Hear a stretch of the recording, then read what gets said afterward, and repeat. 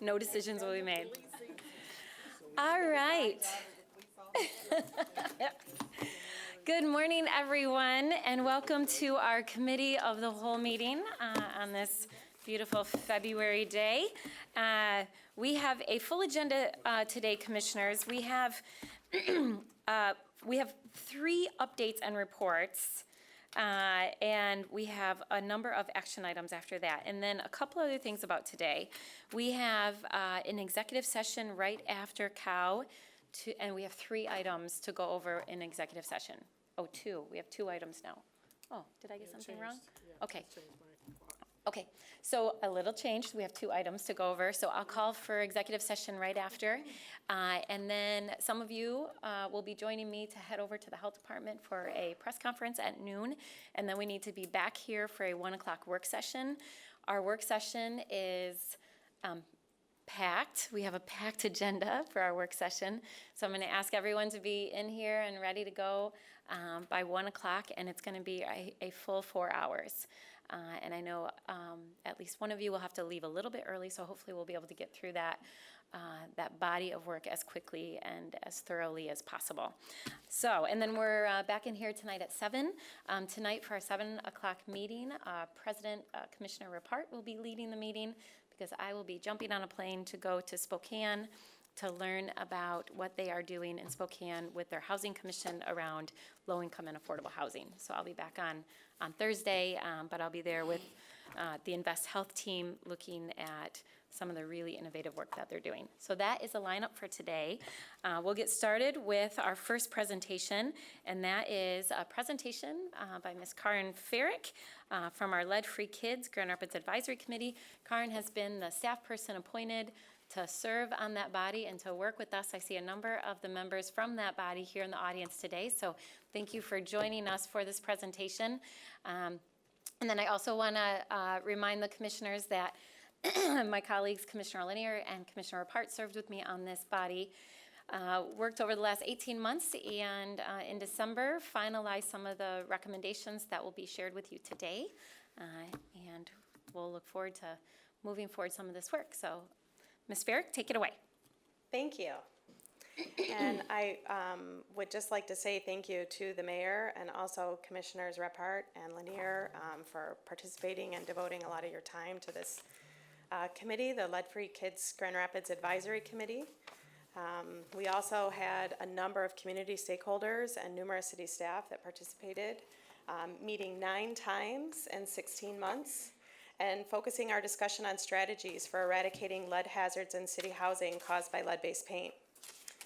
We reviewed lots of local, state, and federal resources, data, and reports, and heard from numerous advocates, stakeholders, and experts at the local, state, and federal level. The final report contains 21 recommended options for consideration, including specific strategies, initiatives, and investments focused on lead poisoning prevention. It identifies some best practices to implement in Grand Rapids, utilizing information from a report authored by the National Center for Healthy Homes called the Tactic Project, which I'll talk about in just a minute. It leverages the strengths in current city procedures, plans, and programs to proactively prevent lead-based paint poisoning and exposure. And the recommended options are primarily organized in 3 categories: city initiatives, state legislation, and partnership opportunities. Under city initiatives, the specific recommended options are designating a liaison to be the single point of contact to coordinate and be accountable at the city, and establish a timeline for with outcomes and deliverables for action on city-led initiatives, and then evaluate those outcomes based on housing quality and child blood lead levels. Amend the city's housing code to require the following in the rental certification process: lead-based paint testing in homes built before 1978, which is the year that lead was banned in the sale of paint. Remediation of lead-based paint hazards identified, and consider making this a targeted approach. Increase funding and capacity for code compliance and enforcement. And before issuing permits, verify contractor certification and lead-safe practices for renovation, repair, and paint projects. The committee also provided some recommended options for state legislation, including a statutory remedy for the lessee to terminate if lead hazards are present in the rental by amending the Truth in Renting Act, state adoption of the federal RRP rule for renovate, repair, and paint projects, codifying a requirement for a lead inspection, testing, or clearance before a sale or transfer of property, and exploring some tax incentives for remediation of lead-based paint and hazards in homes. The committee also would recommend creating a lead-safe housing fund in the Michigan Department of Treasury for prevention of lead hazard exposure and assistance for families and children affected by lead poisoning, creating economic development and housing tools and incentives for lead abatement activities, and ensuring flexibility in existing sources of state funding and targeting high-risk areas and populations to treat the source of childhood lead poisoning. Under the category of partnership opportunities, the recommendations or recommended options included partnering and collaborating even further, as we are already doing with Kent County, to improve our data sharing and integration, and also to explore the use of a mobile health service unit to high-risk neighborhoods. Partnering with foundations to create a philanthropic fund to provide resources to those affected by lead poisoning, and also partnering with courts and legal professionals who provide housing education specific to landlord-tenant rights and responsibilities. And partnering with utilities, the committee recommended looking at identifying programs that might be offered for, say, energy efficiency programs, such as door and window rebates, to see if that could be leveraged in terms of lead remediation. And partnering with community organizations to offer free training and education about lead-safe practices for do-it-yourself home repair projects, contractor certification and RRP, and other lead-based paint and hazard and risk identification in homes. We have 3 city successes that we can celebrate now, including the fact that the strategic plan includes a strategy to collaborate with partners to increase resources available to address lead-based paint hazards.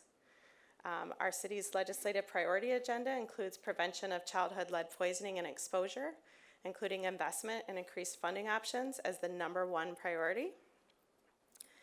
And the city has also invested a combined investment of $150,000 for a lead awareness campaign that rolled out last fall called Don't Play Around. And it produced several assets, including a website and interactive tool to educate the community on the hidden dangers of lead in housing.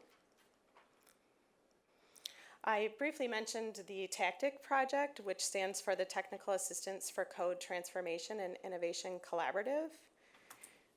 This ran from June of 2018 through May of 2019, and so the Lead Free Kids Grand Rapids Advisory Committee was able to follow the progress of that. It was conducted by the National Center for Healthy Housing. Grand Rapids was one of 4 cities chosen for this project, and it was funded by an MDHHS Child Lead Exposure Elimination Innovation Grant. And it analyzed city code and compared that to best practices around the country.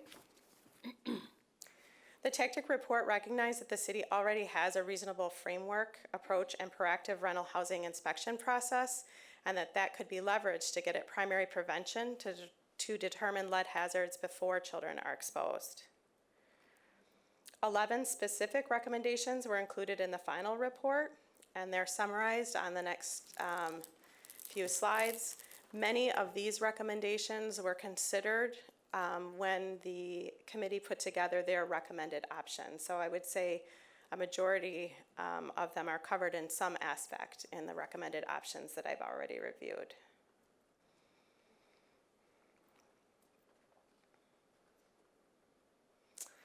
In conclusion, city staff are reviewing, analyzing, and carefully considering the recommended options in terms of budget and strategic planning work currently underway. Collaboration and alignment with Kent County remains a top priority and primary focus. And also, I wanted to mention that in January of this year, Representative Rachel Hood introduced the Healthy Homes, Healthy Families legislation to prevent lead hazard exposure for families in their homes. And there were various bills in that package. So we look forward to watching the progress on that. So with that, I will conclude my remarks. If there are any questions, I'd be happy to take those. Great, thanks. So Karen, I'll start with just a couple comments. One, I want to thank you for your work and thank the entire team that has been working with us and my colleagues around this table. A couple things. One, I think we should add to our successes to celebrate the fact that we were able to secure additional HUD funding for lead remediation. So over $4 million we were able to secure to continue that important work. And then in regards to process, so the commissioners who were not a part of the task force and team, we did have our city manager attend a number of the meetings, especially closer towards the end, knowing that a lot of the recommendations specific to the city really need to be vetted out and discussed with city staff. So I don't know, city manager, if you want to weigh in on that. A number of the recommendations obviously have a financial implication to them, as well as internal changes to some of our departments.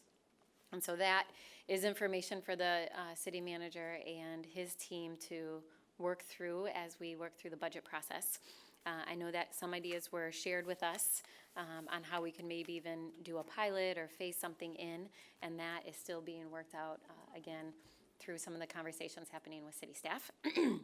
And then in regards to collaboration, we are really looking forward to ongoing and strengthening our collaboration with Kent County. And as I said, later on today, there will be an important announcement shared.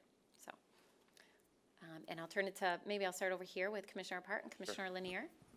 Yeah, thank you, Karen, for your leadership on this. I know that you had to pick this up, and it was a lot of meetings with a lot of people. I think that it's clear that there's a really strong, fairly consensus on what the legislative agenda is, but there's also kind of a sentiment that we can't wait till the state makes changes. We need to do some things now, and I think that there's some really reasonable things, like you mentioned, Mayor, that we could pilot in this year, some of which would be very inexpensive, and some of which would be much more expensive. So those are the things that we need to weigh for this coming budget. But I really do think that and meeting past our last meeting with several people, I think that there's some really clear things that we can all agree on as first steps that would make an impact on the issue, and we could move forward together in unison. So I just want to thank you for your work, and I know that we'll talk about this a little bit later today, but I think that there's a really great opportunity to pilot something in this year in addition to the successes that you've already mentioned. Yeah. Karen, thank you so much for this presentation and for your leadership on the task force, and as well as Doug and all the commitment that you all made in making sure that we got to this point. I'm excited because we have recommendations, and as you've mentioned, some with low-hanging fruit that we can implement relatively quickly. And another thing I'd like to mention is that as we're talking about remediating lead in homes, it's also a business opportunity for a number of professionals who have the skills to do some of this work. And so I'm not sure exactly how we'll start engaging. I know we have, through the Community Development Department, we have a partnership with Link where they provide training to get people who are in, I'm not exactly sure which field, but to get them certified to do lead abatement. And so I think we should talk about that as well, because we can't do this work alone, and it's going to, and we know that there's a shortage, and so it's going to take a lot of hands. So this is an opportunity for people to sharpen their skills and to expand into doing work such as lead abatement. And then I only have one question. It was tied to your slide 11. It was the portion about the Don't Play Around campaign, which was an amazing campaign. If you all have not had an opportunity to see any of the campaign collateral, the slides and the billboards and the video, but I'm hopeful that we'll still, I know we had talked a little bit about relaunching it in spring, because kids are outside more, they're in their yards more, and so I'm hopeful that we still have that as a plan. Do you have an update on that? So it's my understanding that there is going to be an update on this specific investment because 50,000 came from the third ward equity fund this afternoon. So I am going to save that update for this afternoon, but there are some specific, we were able to get some analytics and, you know, based on the number of visits and uses, that work has continued into this year, but we're still working out what the next rollout, if you will be in terms of media or ad buys, so. Great, thank you. And then to the committee members who are present here this morning, thank you for your commitment over the course of a year and a half. It didn't even seem like it was that long to me. No. But thank you. Somebody else was like, yeah, it was. But thank you so much for your commitment, because again, we can't do this work without the engagement of others who are in the community doing and partnering with the city to get it done. So thanks. Yeah, thank you. And Commissioner, that's a great point, and I think we can add that to our list to talk to both ABC and GRCC about when it comes to contractors and training. Yeah. So we'll make sure that we follow up on that. That's a really excellent point. And my hope is that as we strengthen these partnerships, both with our community partners but also with the county, that we can see some movement on legislation, both at the state level and the federal level around lead. There's a lot of conversation at the federal level as well. National League of Cities is actively engaged. I'm actively engaged through my work with NLC. And so my hope is that we'll be able to see some progress. Yeah. All right, anything else, Commissioner? Can you remind me of the source of the $4 million that we got? HUD. It's HUD money. Okay, all right, great. All right, thank you. All right. Any other city man? Oh, I'll defer to the giant among giants, Commissioner Moody. So congratulations again for those of you who are not aware. On Saturday at the Giant Awards, our dear friend and colleague, Commissioner Moody, was named the giant among giants in our community, which is an incredible honor. So Thank you. congratulations. Thank you once again. I think we should clap.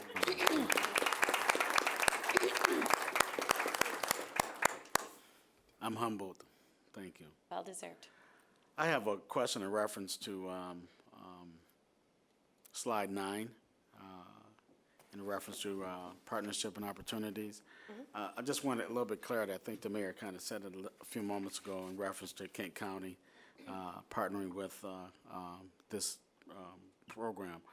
But I want to know from the county level, and from the foundation level, and from courts, one from a county standpoint, what is it that the county has already done to get the information out, and how are they partnering with the program itself?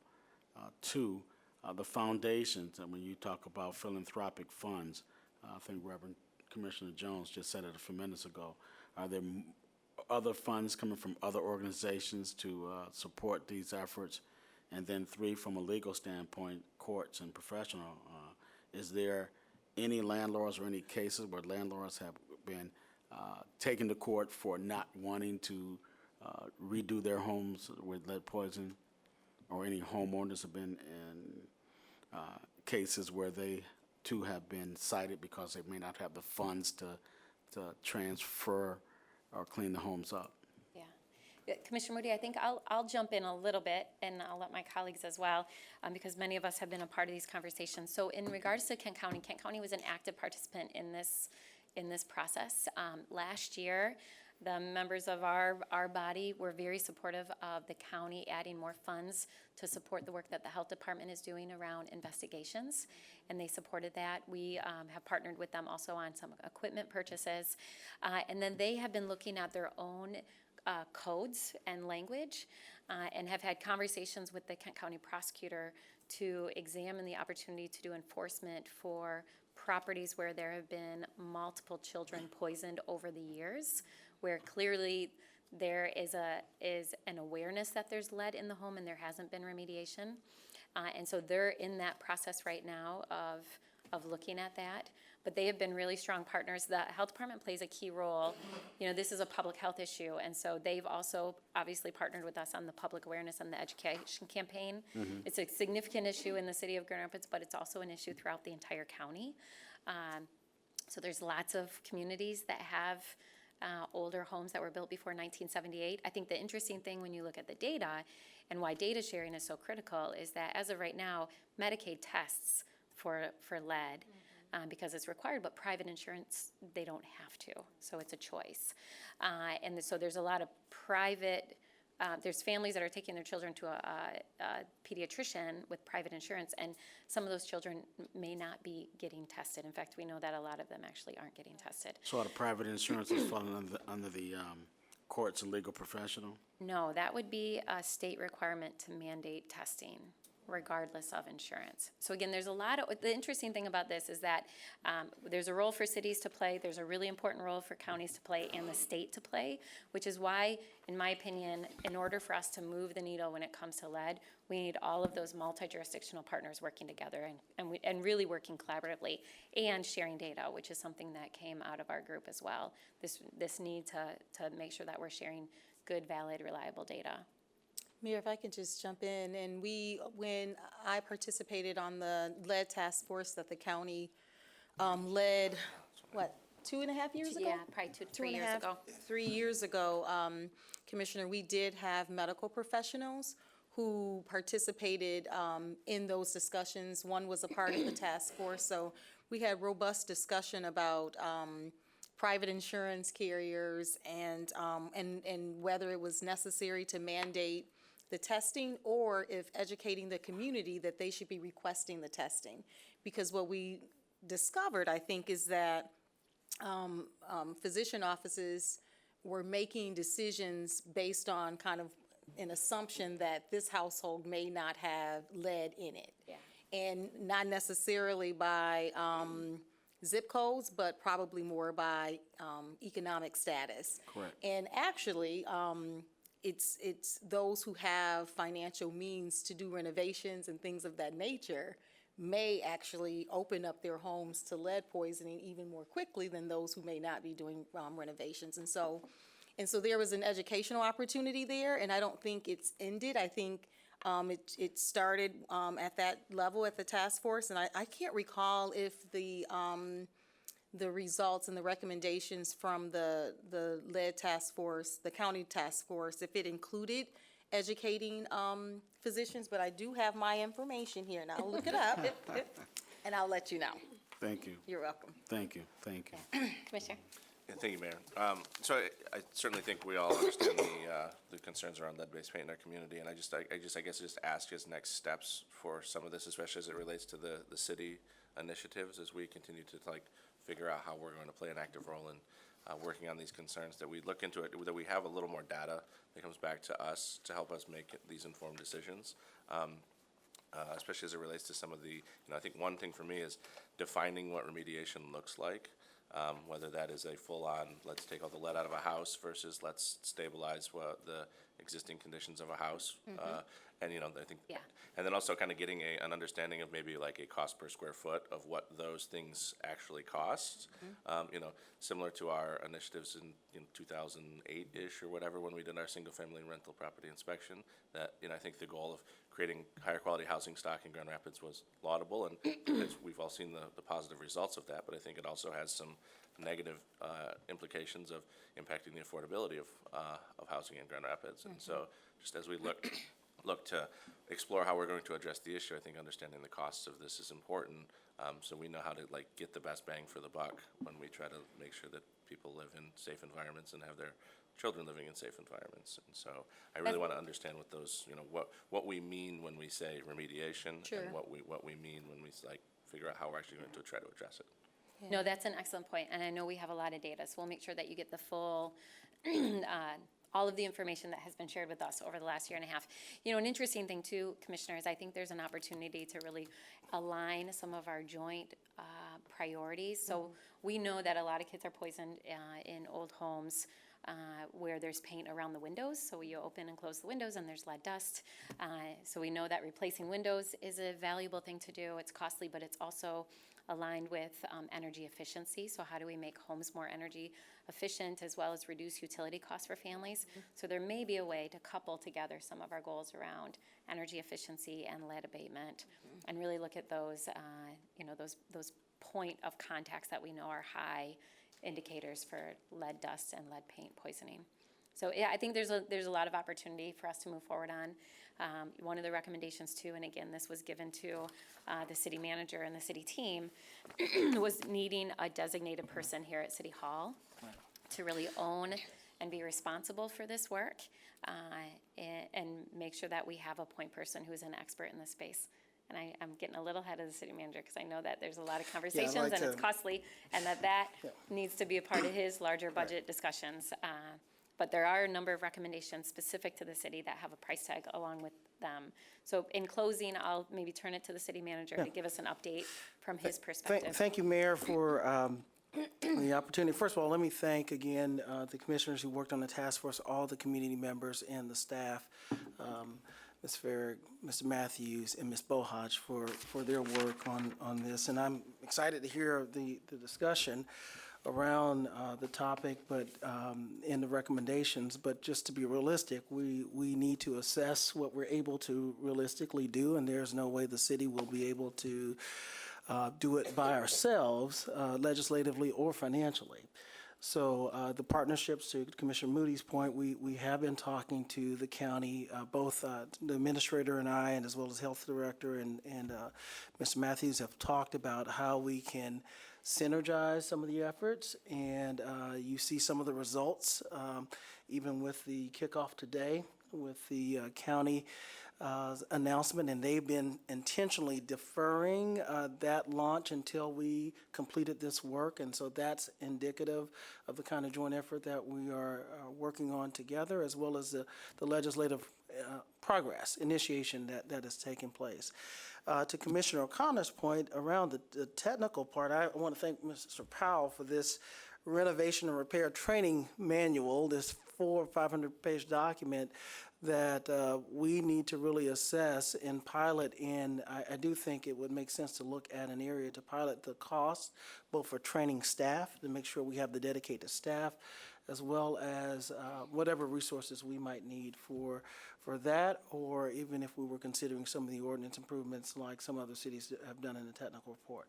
So we've got an early start on the conversation. We'll talk a little bit about it today, but as we go through the budget process, as the mayor indicated, we'll be evaluating what resources this may require, because what we currently have in our current budget is not sufficient to implement many of the recommendations. Thanks. All right. Thanks so much. Appreciate it. All right, next that will take us to our second item, and this is a zoning ordinance text amendment. So Ms. Turkelson is out of town, so Mr. Eric DeLong is going to take the lead on this presentation today. So I'll turn it to Mr. DeLong. Thank you, Mayor, and it's an honor to sub for Ms. Turkelson today. So what I'd like to do today is talk about the introduction of the zoning ordinance amendments that have been recommended by the Planning Commission. And so the first slide that we'll look at is a timeline for adoption and application. We're at February 25th, obviously. And you can see the run out of dates if we are to keep to this schedule, which would have us able to begin accepting applications for recreational in April of 2020. We're tight on time, and so we need to keep that into consideration as we go forward. So a little background here. For the type of marijuana licenses that are permitted in the state of Michigan, you can see on the left-hand side the medical licenses that we're very familiar with. We've been dealing with those now for it seems like several years. And the recreational licenses are the new type of licenses. And they generally parallel the medical, but the new ones that are asterisked there are things that are really brand new, including microbusiness in the recreational realm. Currently in the state of Michigan, there have been 477 licenses issued for a variety of types of operations. You can see that there are 223 provisioning centers that have been licensed, growers, 167. And and remember that you can stack licenses, so they may all be in different facilities, or they may be in the same facility. So, and we have one license that has been approved in the city and is currently in operation for medical provisioning and growing of marijuana. The recreational state of play is that in Michigan, 97 licenses have been issued. Those consist of 52 retailer licenses and 22 Class C grower licenses, which are actually in 13 facilities. And recall that in the first 2 years of licensing, certain of the licenses are limited to those entities that already have a medical license of some sort in the state of Michigan. So in Grand Rapids, you can see that what the action that the Planning Commission have taken so far. They have approved 24 applications. They've denied 7 applications. And there are 13 applications currently remaining in queue, and those are all for medical marijuana activities. You can see that of the applications that they've approved, 18 have been provisioning centers, 5 have been growers, and there's been 1 processor. So now we'll move into the Planning Commission recommendation. And I will say that in the agenda packet, you have a cover memo from the Planning Department, Ms. Turkelson. You have a ordinance proposal as recommended to you by the Planning Commission. You have a red line ordinance, their various tables, and also the minutes of the January 23rd meeting of the Planning Commission and also the February 13th meeting. So back to this slide. What we've done here is provide context for all the types of uses and what the Planning Commission is recommending for the type of approval and where they would be allowed. So you can see that the DR is director approval, the SLU is special land use approval, X is it's not permitted, and you can see how they're distributed throughout the types of licenses and facilities. So in terms of separation distances, we've had 25 separation distance waiver requests for 11 different facilities.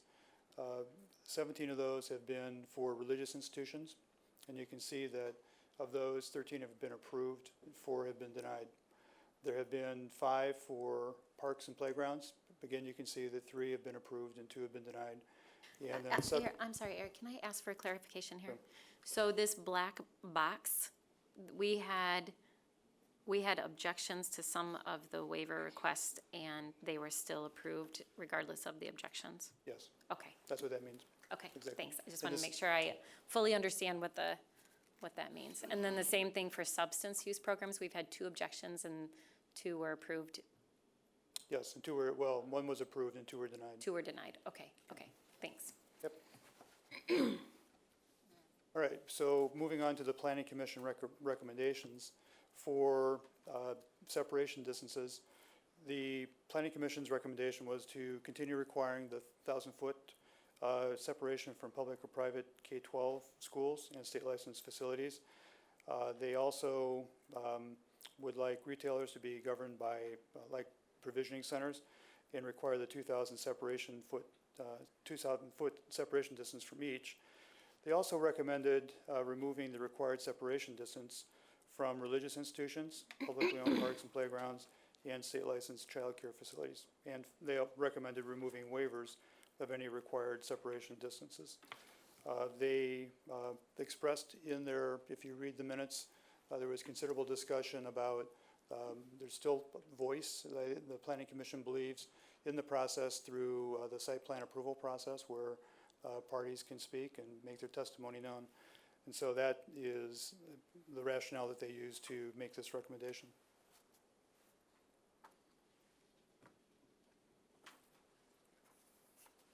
So moving on to medical, and these are medical provisioning centers. And so as in the next several sections, you'll see orange section will deal with medical, and when we get to the green, it'll be recreational. And we'll compare them side by side, current state to what the Planning Commission recommended. So for provisioning centers, that's the sale of medical products, the Planning Commission recommends continuing to require the special land use approval in most of the districts, but they did change the separation distances as recommended earlier, and you can see or as mentioned earlier, and you can see those in the bolded type.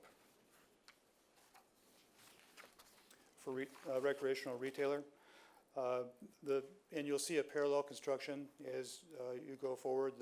The Planning Commission wanted to true up what they were recommending for medical and what they were recommending on the retail side as well. And so you'll see a lot of parallels between the recommendations.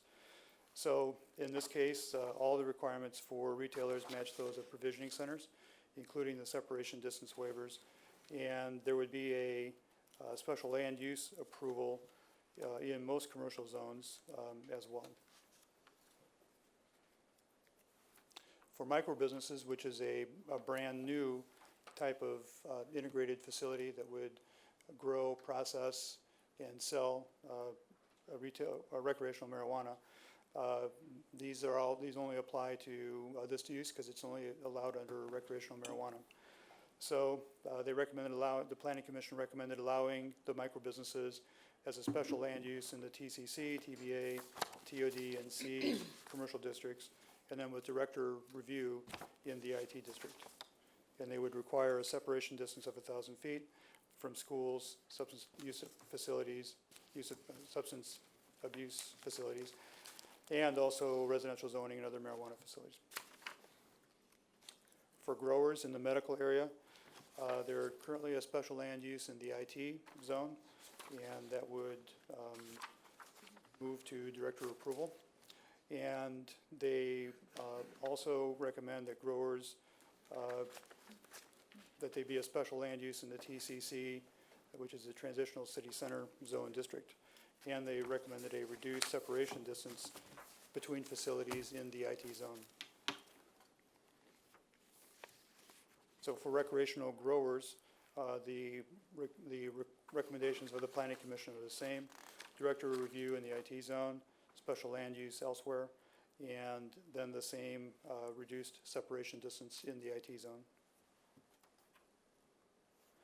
For processors of medical marijuana, the Planning Commission kept the current regulations with the one exception of allowing director review, recommending director review in the IT zone if it's use of 15,000 square feet or less. They also would change the separation distance to 500 feet in the IT zone, which parallels what is recommended for growers by the Planning Commission.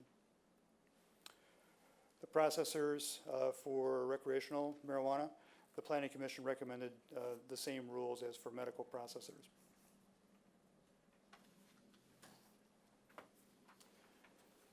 So again, the parallel construction, so you see the both medical and recreational on the same page. And the Planning Commission recommended that currently secure transporters are allowed in the IT zone with director review, and the Planning Commission recommended the same for recreational secure transporters, and also would allow both as a special land use in the TCC Transitional City Center Zone. Safety compliance facilities, which are essentially lab facilities for testing, the Planning Commission recommended to allow labs in the CC zone, which is an expansion of the previously recommended, the current regulations for medical, and would do it both for medical and for recreational marijuana.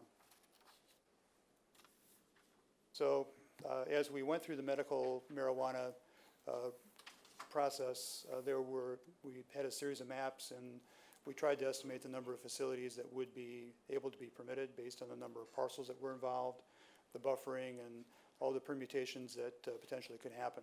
So in this slide, you'll see that we're estimating, we currently have the 23 provisioning centers, and that either standalone or co-located.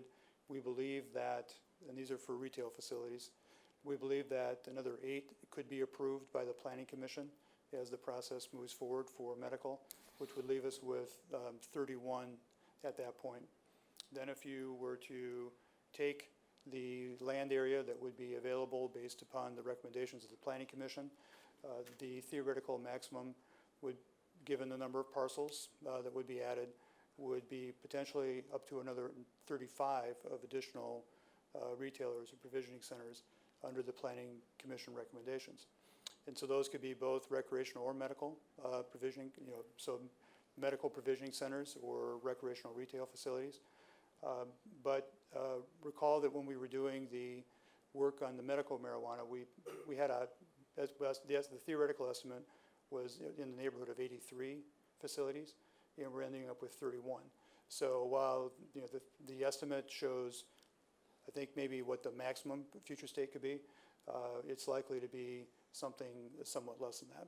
So if you were to accept the estimated number of 35, we would end up with a 66 total number of retailers and provisioning centers as the estimated amount. So I'd like to comment now about social equity. So, and Michigan does have a social equity program. Grand Rapids is not eligible. So we're not eligible because we don't meet the eligibility criteria, which are percentage of citizens with income at or below the poverty level, and also the number of marijuana-related convictions. So there are 41 municipalities that are eligible in the state. We are not one of those. What it does provide, if we were eligible, these are some reduced fees for your state application, and also, and that's really been some technical assistance. Aside from that, there is really not much more support. We checked with the state regulators, and we were not able to get any information about who is using or if anyone is using the social equity program so far. So our work in social equity started in medical marijuana with the MyVita process, and which was used to score the ability for a party to apply for medical marijuana special land use approval. And remember that the MyVita covers the first 3 years of operations, and the first year is about, the first year of evaluation is about ensuring what they did during their construction period during that first year, and then there's 2 more years of follow-on work after that. We're in the process now of developing a framework for how to do those evaluations, and we'll be able to comment more on that at a later date. We've been doing forward-thinking and work on developing a social equity framework for recreational. And so you recall that during the Housing Now process, we developed and you approved policy regarding voluntary economic development agreements, the VEDA. And that is a potential tool that could be used in some way for either priority applications or for license fee reductions if we choose to do that. We're also working on supplier diversity strategies and matchmaking. They kind of go together, but we're looking for additional vendors, and we're trying to match them up with current licensed medical marijuana provisioners, and so, or growers or processors, because there are supplies that are required. And one way for those companies to meet their MyVita requirements is to have a good solid supplier diversity strategy. So we've had some success with that, and we're hoping to have more over time. And then the last one, I think, social equity investing using recreational marijuana revenue is perhaps the most interesting and one that deserves the most attention. And we're, as you know, that for medical, the medical revenue is distributed to counties, so not to cities. We do have a license ability to charge $5,000 a year for licenses. We intend to do that.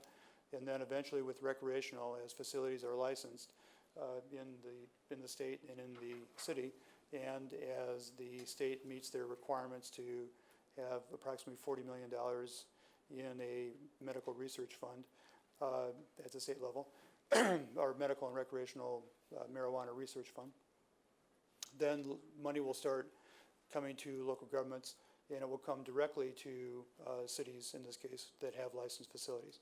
So and it'll be based on the proportion, a percentage of the revenue, and then it'll be distributed based on a proportion of our licenses versus all other licenses across the state. So that's a lot of ifs, and it's hard to predict at this point where we'll be and when the revenue will come. But when it does come, we want to be very thoughtful about how we use it. And so we are aware of communities that have used this revenue for very interesting social equity investment. And we could use it for things like expungement clinics or assistance. We could use it for technical assistance or entrepreneurial support. We could target it to neighborhoods of focus for various investments. So there are ways, I think, that we could use the new revenue over time as it is received. And so we're working now on what those revenue estimates will be, and of course it depends on, where we end up with licensing and when we actually get started. So we do have a licensing ordinance in place. This and the current licensing ordinance provides for an April 20th start date for the receipt of recreational marijuana applications. That presumes that we have a zoning ordinance in place. And so the timeline is set that we work through the zoning ordinance, it becomes effective, and then we can begin to accept local applications for recreational facilities on April 20th of 2020. So, and then there's some reminders on this slide about who can apply for what. It's limited by state law at this point. So persons have entities that already have medical licenses, have priorities. And then the last bullet talks about what I just described in terms of the state revenue process. So we are at February 25, and today is about considering the scheduling of a public hearing, and then you see the process rolling out. So if the goal is to meet the April 20th licensing deadline that we established 6 months ago, then this is the timeline we should follow, because we need to have a certain amount of time between setting the hearing and notice according to state law for zoning ordinance amendments, and so this is the timeline if we choose to go in that way. And we're now ready for questions and discussion. I have staff in the audience that will help record those, and we'll begin working on them. So Okay. thank you very much. Great, thanks. I think I'll start it off with some questions, and then I'll turn to my colleagues. So Eric, a couple questions. My understanding is that the planning department made recommendations for zoning changes, and then the planning commission agreed with some of them, but did not agree with others, and made some decisions on their own that are what was currently presented today. Can we get a document that shows current ordinance, what the planning department and the planning director was recommending, and then what the planning commission actually approved Yep. and Yes, you can. submitted and sent to us? Yes. I think that would be helpful for me, so I can see the differences. Second question is if we can get a summary from what other cities are doing. I know that many other cities throughout the state, they are putting hard caps on the number of licenses that they are giving out. So I know Lansing is 28, I believe Ann Arbor is 28. And as I said, I know we went kind of a different route. But as I've talked to several mayors in other cities, they have made a very clear determination that that there is a cap within their community, specifically for provisioning for dispensaries and retail outlets. So I'm wondering if we can get a summary of what those different numbers are. Yes, yes, you can. And Okay. we are almost ready with that now. Okay, great, that would be helpful. And my understanding is that they cap it through their licensing. So they say this is the number of licenses we're gonna get out, not necessarily through land use. Is that right? Well, Battle Creek is doing it through land use, Okay. as I understand it, and like we are. But And Lansing and Ann Arbor, that's they- licensing? I think it's more through licensing. Okay, so I think that would be good for us to know. And then my third question is related to the state. So the state, I know for recreational, for like micro-business, they said for the first year, it can only be for people who are from Michigan. Right. So if the state can do that and put in a requirement related to residency, my question is, can we legally put in a question about residency for residents of Grand Rapids? I'm not an attorney, but my guess is that if the state can do it, that they are setting precedent that potentially we could follow at a local level. So those are my three questions. I don't need the answers this Okay. very moment. But if you can get those answers and share them with the full commission, I think that would be helpful. Yes, thank you. I will do that. Okay, thanks. I'll start down here. Commissioner Lanier? Point of order real quick, we have a resolution on the table, which we haven't put on the table yet, so should we put the resolution on the table before we begin debating the merits of the resolution? We can, I mean, this, I'm just responding to I'm the just responding to presentation. the I understand there was a presentation. presentation, I'm just saying Yeah. like, we're gonna start asking questions and probably starting to talk about it, so should as a point of Sure, order. put the So resolution moved. Support. Okay, moved and supported. Now it's before us. Okay, there we So those are my questions I'd like more information on. Thank you. Thanks. All right, Commissioner? So just for clarification, Commissioner, you don't have to have the motion on the table. Let's not play games today. Okay, so, thank you, Eric, for this presentation. Thank you for kind of taking us back and looking at the short historical context that we have, in this industry. And I can't help but to think about our original intent and the outcomes that we're seeing, as well as some of the unintended consequences of the ordinance that we adopted and for medical marijuana. And, as we're looking at, as I'm looking at this presentation, I'm growing concerned, along with members from the community. So, I know that I've personally heard from those who are cannabis advocates, as well as those who may not necessarily be interested in it as a business, just kind of voicing some concerns, which a few of them are tied to some of the actions that we were hoping would be in place as a result of the things that we put in place in the ordinance. So number one, that we aren't yielding as many local, so to your point, Mayor, about, are we able with recreational to have a strong requirement about residency. One of the things we tried to do with our point system was to try and generate more local ownership, which brings me to one of my questions. Your slide 5,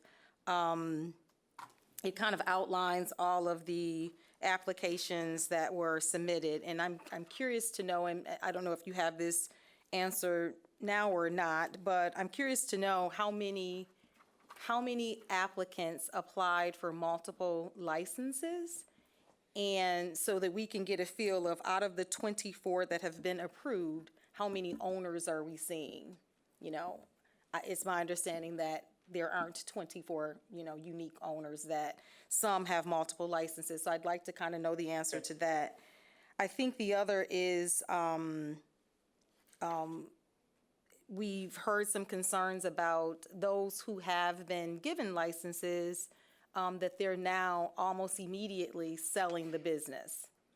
And so I've seen one for sale for sure, and I'm curious to know how many of those licenses kind of fit into that category, because that's a concern. And I don't think that was anything we thought of as we were trying to do the best that we could, as our backs were up against the wall, trying to make this decision relatively quickly. The other question is tied to let's see, the waivers. And so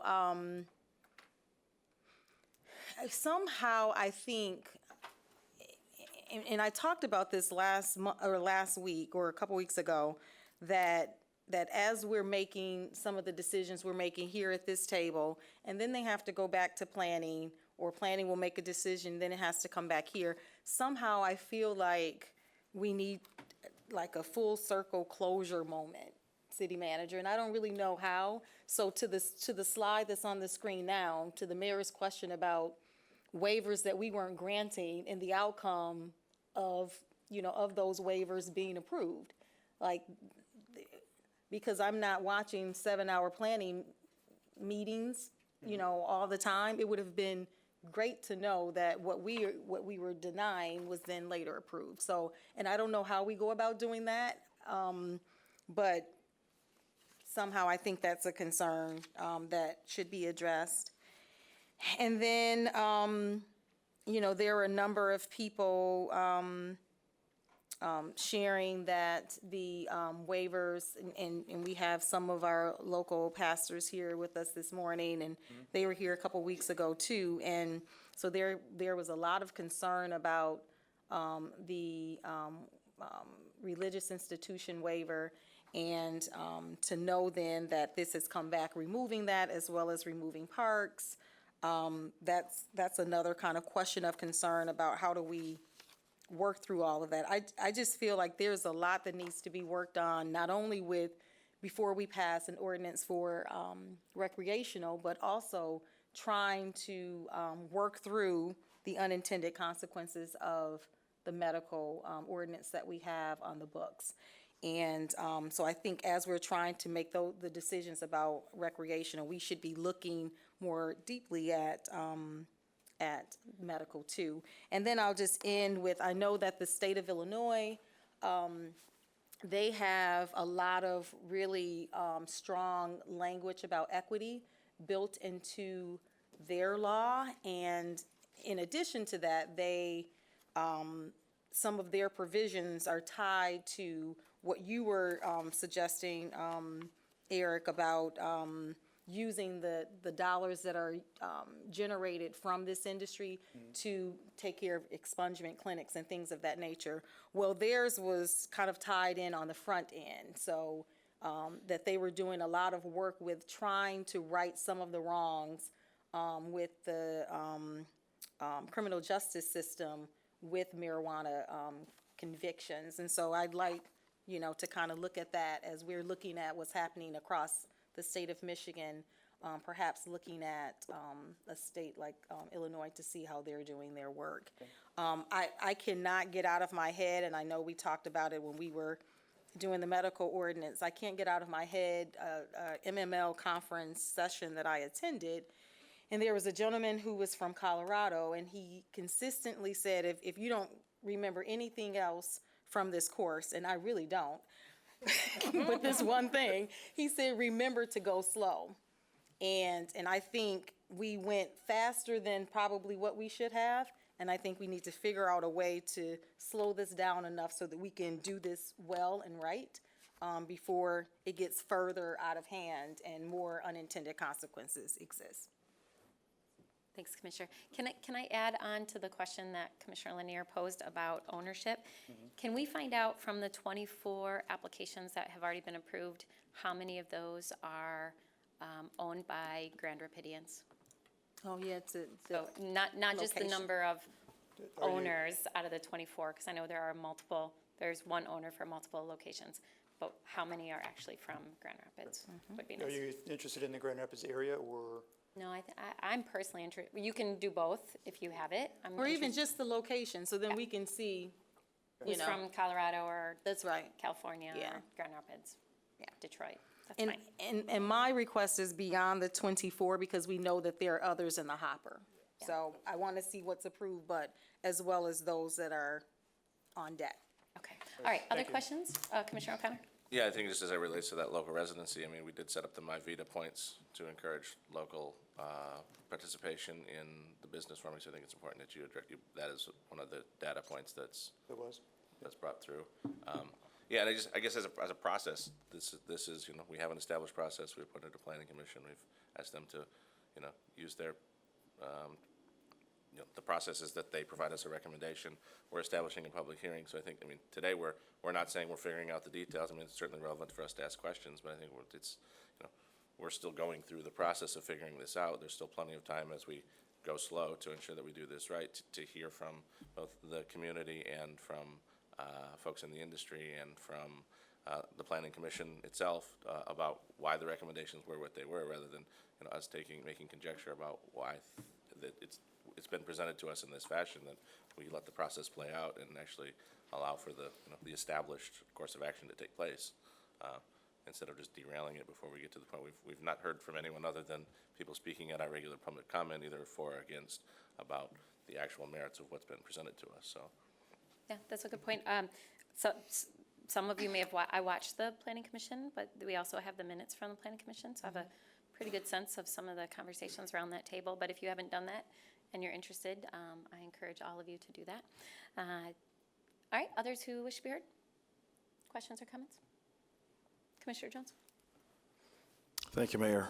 I want to begin by publicly thanking our Planning Commission for the work that they have put into this. I know that the time has been long. I know that the task was rather arduous, and that it's been a significant undertaking for them in particular because, they are adhering to specificity around the issue of land use and zoning and such. And so I appreciate the effort that they've put into it. And I also believe that, I think in some ways, ultimately they are following the instructions that we have given them. And I think that in some ways we've erred in that perhaps we have not been as specific or as clear as we need to be and in terms of what our expectations are and what we would like to see with the industry and as it pertains to business opportunities and where they're located with regards to marijuana. I have not changed in terms of for me, what is central to all of this, and that is, as I've taken the opportunity over the last few months, heck, last year or so, of looking at other parts of the country where this has been legalized and businesses have been developed, and have also watched as new states have approved it at the ballot box, as well as what our colleagues are doing throughout the state. I continue to be disappointed and ultimately wondering when is the opportunity going to present itself to engage in a very robust, unapologetic effort to create opportunities for those who have been historically marginalized and who have been at the opposite end of this opportunity of prosperity. Marijuana and as a whole, or not the industry, but marijuana in terms of possession and the illegal aspect of marijuana has been an albatross around the neck of African Americans throughout our country for decades. The same can be said for our Latinx brothers and sisters. And so here we are again in 2020, and there is significant opportunity because now it is legalized and prosperity abounds, but it is limited in terms of who gets to access that prosperity based on some requirements that don't often allow those who have been historically marginalized to be able to tap into those opportunities. How I see the opportunity going forward for us as a city is I want to suggest that we really make it a point to lead in this time, that we are the city that is looking to set an example in the state, in the country, of how to engage in social equity with regards to the recreational opportunities. It will be interesting to see those who are in opposition of it, because I think we have advocates throughout our community, throughout the country, who say one thing in terms of their support for social equity, but when the time comes to promote it or to move in a direction that is very aggressive for social equity, there's silence. And so I will tell you that as this thing has continued, one of the things that's been often frustrating is the opportunity around micro business. The very definition of micro is very small. So you're talking about providing an opportunity that's very small for a population that's been historically marginalized. Regardless of where people stand on the issue, we are talking about something that is legal. It is legal. Marijuana is now legal in our state. It is now it should now be looked upon as an opportunity or something that speaks to access to prosperity. And so that's how I am viewing it. That's how I'm looking to frame it, because that's what it is. And I'm not interested in having a plethora of licenses around micro businesses. Because again, the very nature of micro is small. What I would like to see is for our city, our staff, to lean in a very significant way and create and do all that we can to create opportunities where there is ownership opportunities for those who have been historically marginalized in specific zip codes in our city, with the opportunity to partner with perhaps existing license holders in ways that can, again, that will bring us to a better outcome around how the prosperity is spread throughout our city. In particular, the opportunity for residents of Grand Rapids who have been historically marginalized to be able to take advantage of these opportunities. I really believe that it's time out for saying one thing and doing the other. And I do believe, as my colleague Commissioner Lanier has stated, there is wisdom in taking it slow. I would like to suggest some form of delay so that we can, again, lean in, so that we can get a better understanding, so that we can have substantive conversations with our colleagues throughout the state to see what they are doing. And that's around everything from social equity opportunities to the number of licenses that are being allowed, all the way down to, what falls under sensitive use. I've looked throughout the country. I've looked throughout our state. There aren't too many folks who are saying churches ought to be removed from that list. Again, or parks, regardless of where one is in terms of whether they have a faith practice or not. We're talking about the state of California, cities like San Diego, who have been very upfront in saying we're not going to remove the waiver. We're going to keep the distance requirement in place. And so I don't know how we came to that conclusion at planning, but again, I think that what is most helpful at this time is substantive conversations and a real effort of commitment to do all that we can to create the model that not only other cities in our state use, but other parts of the country say, we're going to do our social equity program like Grand Rapids. Because they get it, they understand this thing, and they're providing real opportunities for those who've been historically marginalized. So. Thank you, Commissioner. All right, others wish to be heard, Commissioner? Yeah, I just had one thought. Well, I have a lot of thoughts, but we're just setting a public hearing today. But I do think that from the social equity standpoint, there's two tracks. One is, what do we do with the revenue that comes in from our licensing and from the taxes?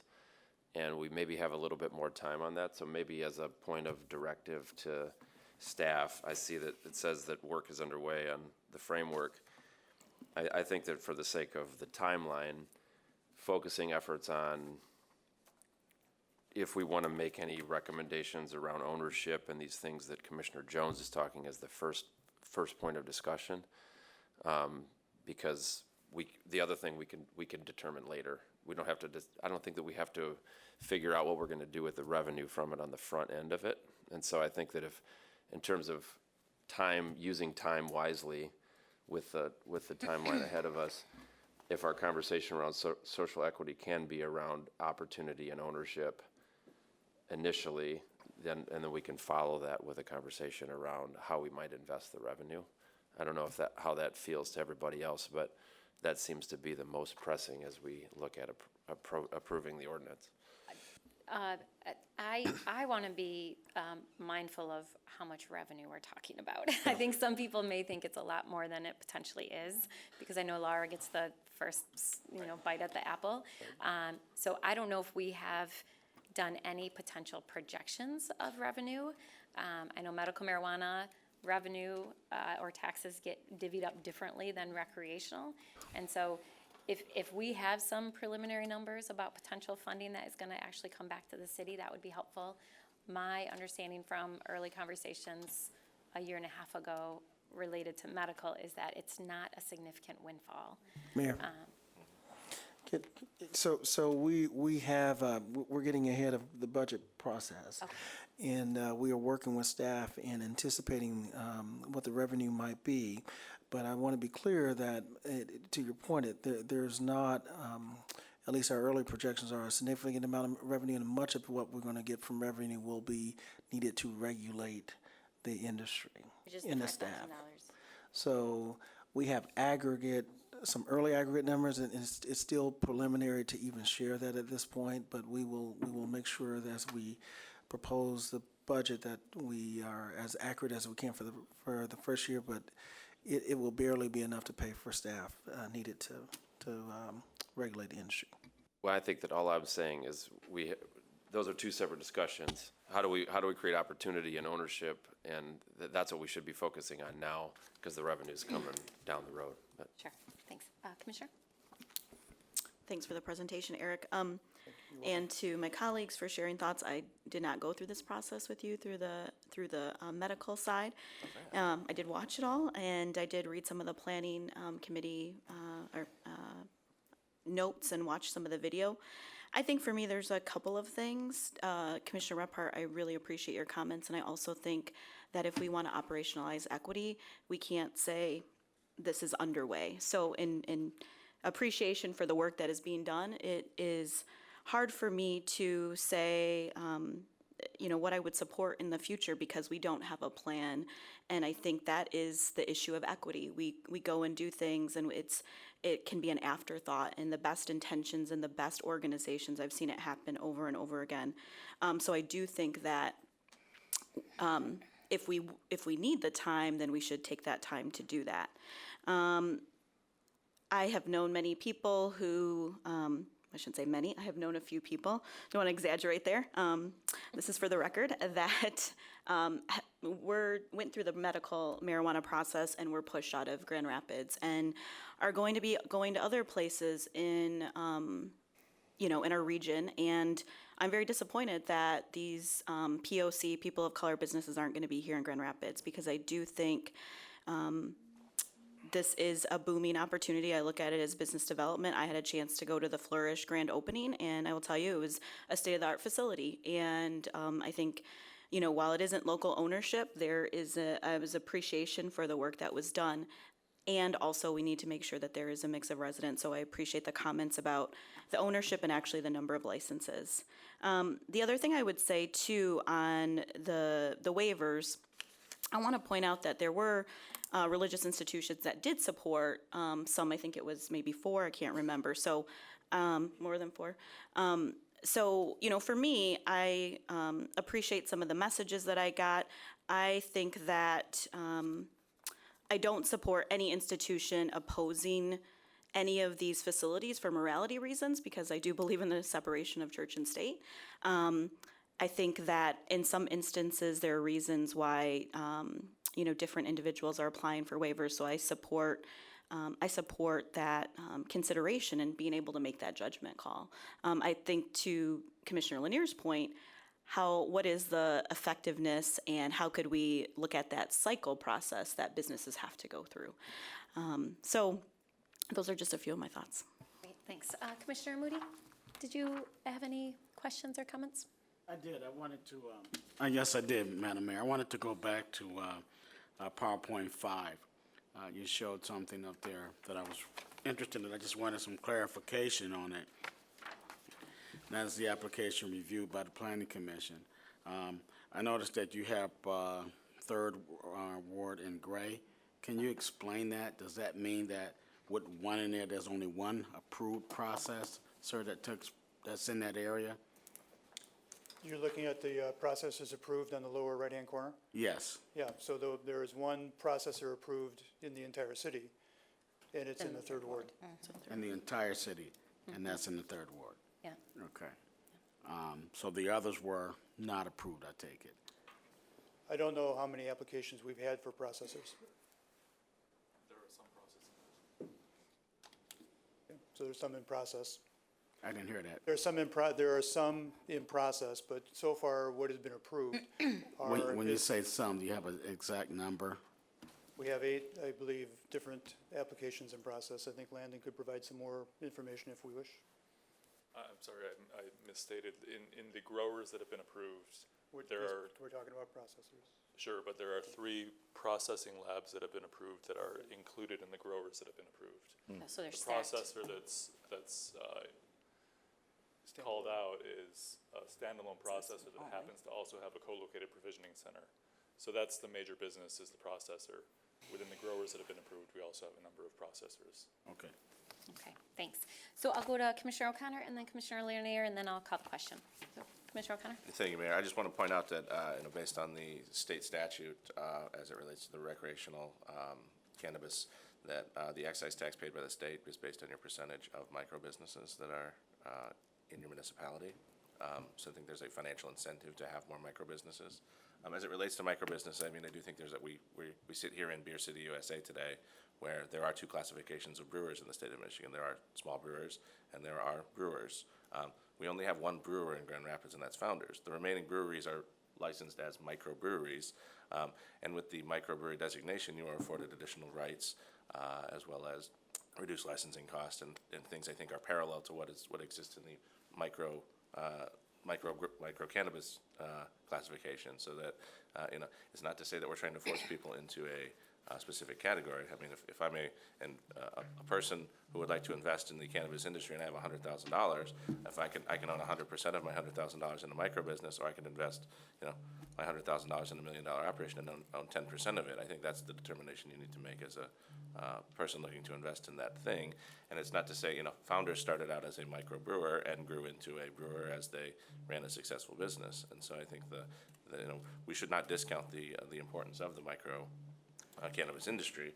I also, as it relates to land use stuff, again, I think we are manipulating a market based on land use considerations, which inherently drives up costs, which precludes people from entering into the marketplace.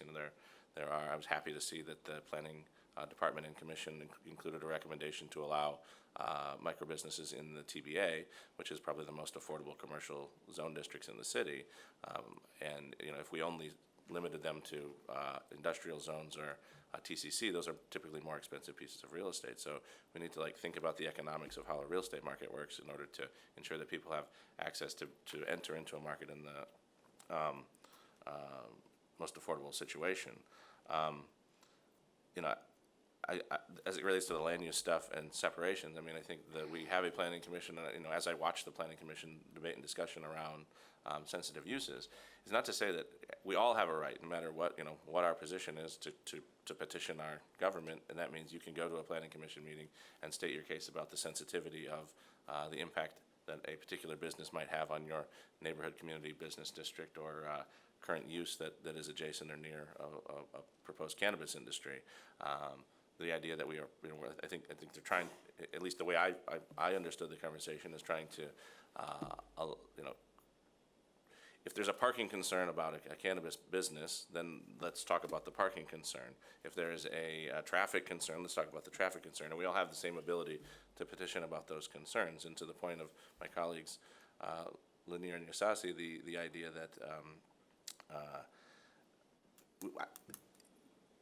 we should take a particular industry and say it has something to do with the morality of it. I mean, there were religious institutions that supported and religious institutions that denied, wanted us to deny a waiver, wanted the planning commission to deny a waiver. So I mean, they all had the same ability to come and petition the planning commission about their concerns. And I think, in the instance, I believe there's one on, Leonard Street in my ward that was denied. And I think if I read the tea leaves, the reason it was denied was mostly about parking and traffic concerns. It had nothing to do with the religious waiver. So they had the same ability to come and petition, regardless if they were a religious institution or not. So I just picking people who get special treatment about whatever their supposed pro or for or against cannabis seems silly to me.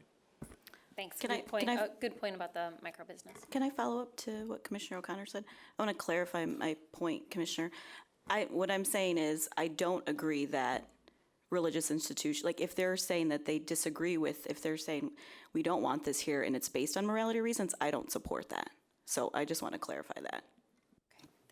Commissioner Lanier. Yes, so Commissioner O'Connor, I think you bring up some really valid points about the micro businesses. And I think one of the other elements that I talked about the last time we met, but haven't today, that I think is also important, is that there are a number of entities who have concerns about their capacity to be able to weigh in at all of these touch points that we currently have built into this system. And so not everyone has the ability to come to the city commission meeting at 9:30 a.m. where they really can't even provide public comment, or the 7 p.m. meeting where they are able to provide public comment, or the planning commission meetings where the meetings have been lengthy and lasting about 7 hours, so you just don't even know what time to go to those meetings. And those too have been some of the concerns that have been brought, at least to me, about, some religious institutions feel as though they haven't even been equipped enough to understand the dynamics that come along with this. And so they may not have the resources to hire a consultant or hire an attorney to understand this industry well enough to be able to speak, about zoning issues over morality issues. And I think they've done really well with talking specifically about some of the zoning issues as opposed to morality. So I think they're doing the best that they can with the limited resources that they may have or the limited time. I think, we've also heard from businesses that, the city has passed this ordinance without providing them with enough information to know how they should operate their businesses, what changes should they make as business owners within the city of Grand Rapids in order to be in compliance. So where can people smoke marijuana? Where can't they smoke marijuana? And trying to make sure that even their business decisions are equitable so that they're not disenfranchising some of their employees. In addition to that, we have law enforcement. So if I ask the question of one officer, if you pull someone over and they happen to have a joint lit, what are you going to do? And we haven't, again, had consistency in how they're to administer their enforcement in this community, because there isn't even a tool that can be used currently, underway, but currently, to even address whether someone is in a position to handle driving as they're consuming cannabis in whatever fashion. So I just think there are a number of what I would consider questions that still need answering. And the list goes on and on. These are just a few to try and be as succinct as possible. And I think this is why we need to pause so that we can, figure this thing out before we have even more approvals and more locations that are approved, that we then the unintended consequences just continue to grow.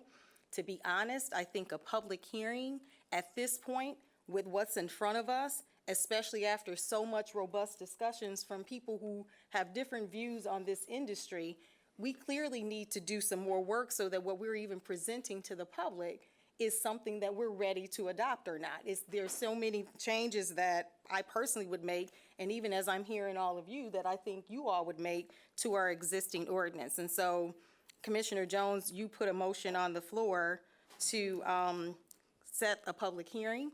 That gives you the authority to modify your motion because it's yours. No one else can do that, so that we aren't adopting a public hearing or setting a public hearing at this point. And I also think that we should also have a pause where, and I don't know how much time that means, but I know it cannot be done by April, because that's exactly what happened before. We tried to put this tight crunch on how much time we needed to do this work, and we didn't do so well. And we cannot rush through this, especially since we've given it a try and the outcomes haven't been so great. I think we need to figure out what the length of that time is and maybe set something, for 9 months, whatever it may be, in order to get us to the point where then we can have something to present to this public so that they can weigh in on it. And then we can adopt both medical or adopt recreational and a modified medical ordinance at the same time. Okay, so I'm hearing you have a desire to postpone. Commissioner Jones, it sounds like Commissioner Lanier is asking you to consider making a motion to do that, and so I'll turn to you to decide if you want to do that. Yes, Mayor, I do agree. I'd like to change my motion and make the motion that we postpone the public hearing for consideration of zoning ordinance text amendments relative to marijuana. And I would also like to propose that we develop some timeline in terms of how we're going to move forward. I don't know if that's obviously separate from the motion, but I'd like to go ahead first with the motion to withdraw the motion, yeah. Yeah, that'd be. Yep, Cleanest. yeah, I'll withdraw my motion. Nah, Yep. okay. Okay, so I have a request by my clerk for you to withdraw the original motion. I have our city attorney asking if she can weigh in on this, so I'll. Just one cautionary, because I heard you, I'm sorry. Just one cautionary, because I heard you say about April 20th. It's very important that if we decide to delay and we amend the licensing ordinance that we already approved, then that amendment needs to be approved before April 20th, or we'll be forced to accept the applications, that's all. For the license. The amendment for the For the medical app- would the- need to be approved before April 20th? The licensing ordinance set the date for April 20 to accept applications. Accept Okay. license applications. Sure, I get you. I'm But we'll have to understanding. make sure that we have that Included in whatever it is we're postponing. before April 20th. Gotcha. Okay. Okay, so we have time for that. That's fine. So, but what's before us today is to set a public hearing on the zoning ordinance text amendments presented to us from the Planning Commission. So Commissioner Jones had made that original motion. It was seconded by Commissioner O'Connor. Do you want to withdraw that motion? I do. I would like to withdraw my motion. And do you want to submit a new motion? Or make a recommendation for a new motion to postpone? Or do you want to leave that to, do you want me to turn to Commissioner Lanier now that your motion is withdrawn? Yes. I'm your assistant? No, you're my colleague. Okay, so I would like to set a motion, and Madam City Attorney, I want to make sure that I'm understanding your license, legal advice that you're providing. So you're saying that in our current plan, we were looking to start accepting applications, so on April 20th. So in light of us, postponing that date, you're saying we need to include whatever the new date is in the, I'm seeing the city manager shaking his head. No, I just want to make sure I understand it, so my motion will be I right. think it's a little confusing. The city attorney is talking about a totally separate ordinance that we passed related to licensing that had a date in it that aligned with our timeline for the planning and the zoning. So it's a totally separate ordinance that she's just saying, between now and April 20th, we're going to have to Postpone revisit that that too, okay. and amend the date in that, which is a separate. Okay, I'm following now. She had a good point. Mayor, if I could, whatever action you take today, we'll follow up to take the that's- appropriate that's action their on the job. license, Yeah, depending on what what else action is taken. impacted by it, absolutely. So I'd like to make a motion to postpone our acceptance of applications for recreational marijuana for 9 months. And I would like to also put a moratorium on the existing medical marijuana ordinance for 9 months. That's the motion. Okay, I think those are two. You want them separate? They can't be Okay, together? no, I think they can be together. I'll turn to my, yes, I'm seeing yes, that they can. Yep. So, so the motion at hand is to pass a moratorium and push pause, basically, on medical. current applications and recreational for 9 months. Do I have support for that?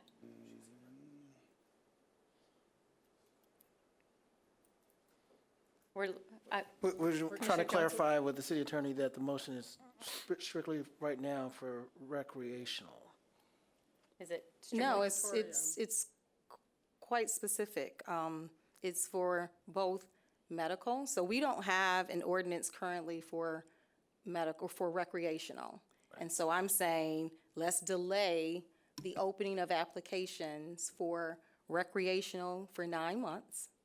And I'm also saying, let's put a moratorium on the existing medical marijuana ordinance that we have in place So, for 9 months. So then, as we're having these discussions, because you can't have one without the other, so as we're having these discussions, we can talk about what needs to be changed with medical as we're considering recreational.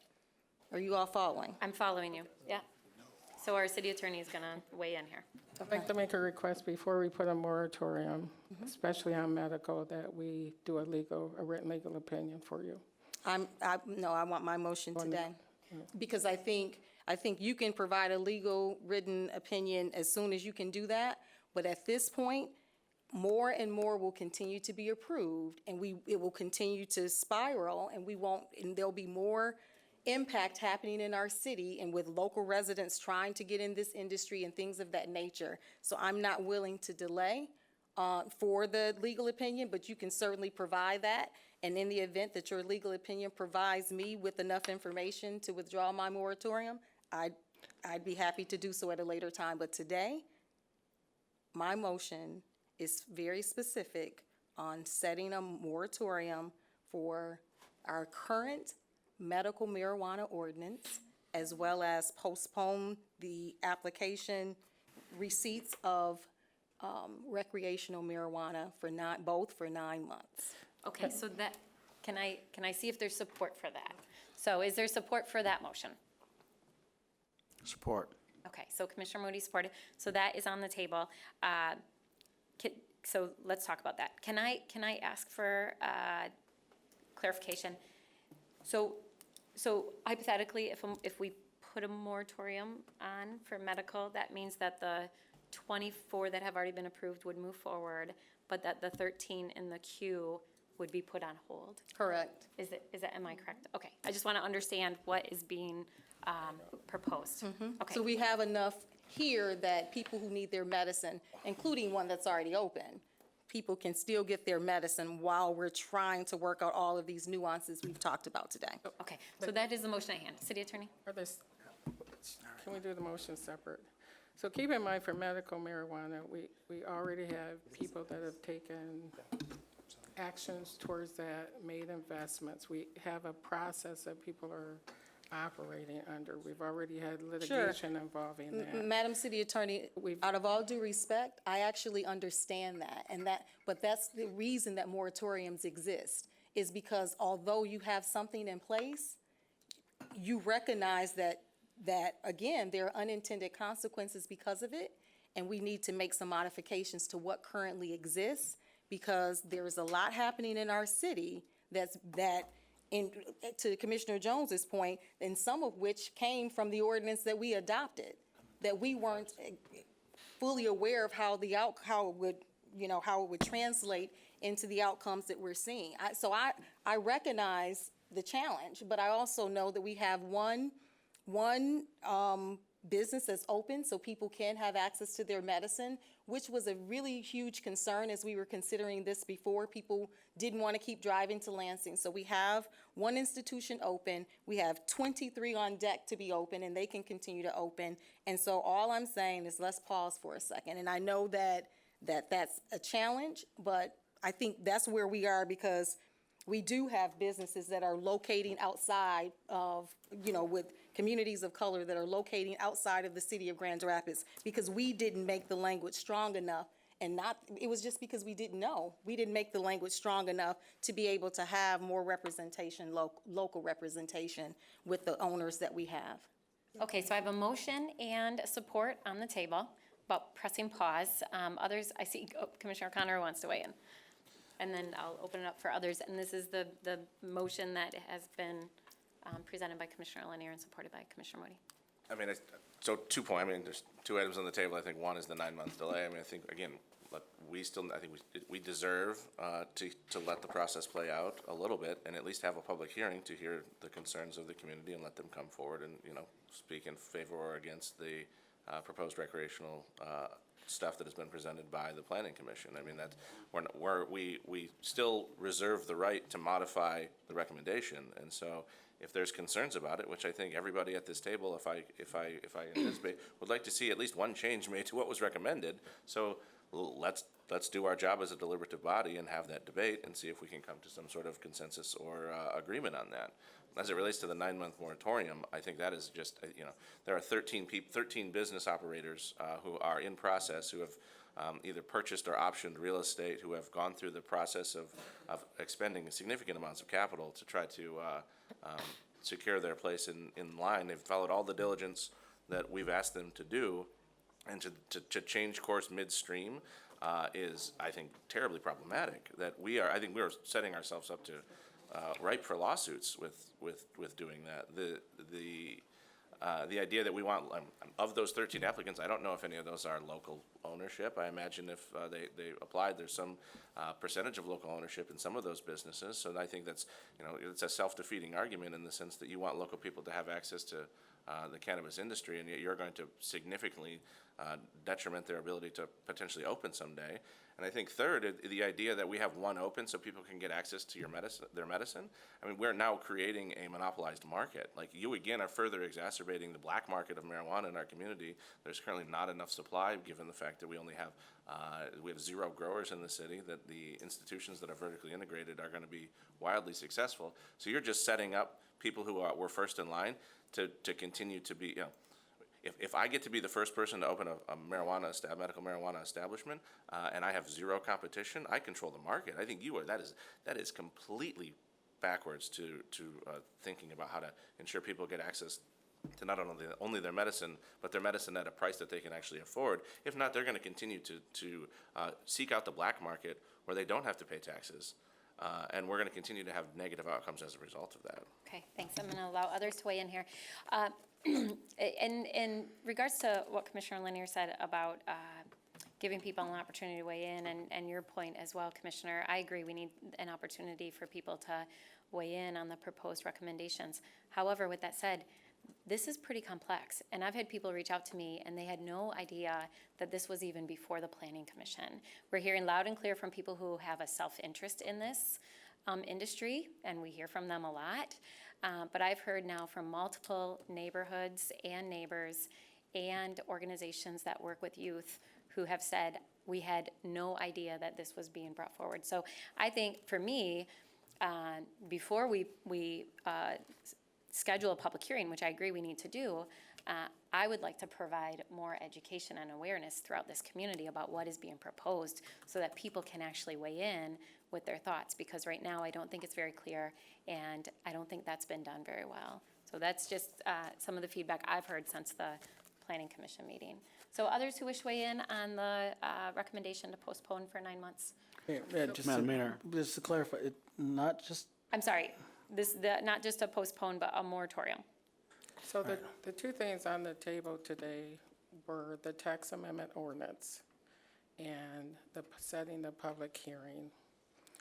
The moratorium on medical marijuana was not on the agenda, so we're going outside the agenda. But in addition to that, to what Commissioner O'Connor said, there's great concerns about litigation around medical marijuana. I think it warrants a greater discussion between your legal counsel and the council. Sure. But I'm not changing my motion. I recognize that it does, but these aren't new concerns. And so 2 weeks ago when we were here and they were brought to this table in this fashion, in this public, if we were concerned, we probably should have had a legal opinion prepared for today. I recognize that, and those are all of the risks that we recognize exist when a moratorium is implemented. I don't take that lightly. But what I'm saying is, what's also happening in this community, I don't take that lightly either. And something has to be done. And we can't just keep delaying. By the time we keep delaying, because we've been talking about these concerns for probably about 6 months now. And so if we keep delaying, the more we'll have more and more approvals and And then suddenly, we won't even have room to approve a plan or an ordinance that will help us to have more local ownership. Because there just won't even be enough room in the city based on our zoning, our current zoning, within the ordinance, we won't have the room to do it. And I'm saying that all of this is serious. And I know Commissioner O'Connor, it's easy for you to kind of use dismissive language when you don't agree with something. But what I need you to hear from us today is nobody is taking this lightly. I made the point about there being one business open because people did have concerns about their medicine. But I also made the point that 23 will open shortly. So in no way, shape, or form am I saying that this one company should be the only one providing the medicine in this city. So please don't take my comments out of context because that offends me actually. And this is not a game. This is very serious for me. It's very serious for the people who have been harmed by this industry, who are very interested in getting involved in this business. And we cannot continue to go down this path without making sure that we take care of the things that are in this ordinance that is not yielding us the results that we were hoping for. We did the best that we could, and now we need to go back and do better now that we know better. That's how that works. And so and Madam City Attorney, I understand that. So whatever your team needs to do to provide that legal counsel as soon as possible, then I'm not stopping you from doing that. But today, there needs to be some pause so that we can make sure that we're doing right by this industry within our city. All right, I'm going to give Commissioner Moody a chance to weigh in, then I'm going to call the question. And thank you for clarifying, there are 24 approved applications. I just want to get a clarity on the fact that we are not going to hurt those applications that are already in existence. We're talking about new applications. It would be, it wouldn't, Commissioner, so a moratorium would not impact the 24 that have already been approved. Okay. But it would impact the 13 remaining applications that are in the queue. So these are applications that are already teed up to be heard by the Planning Commission.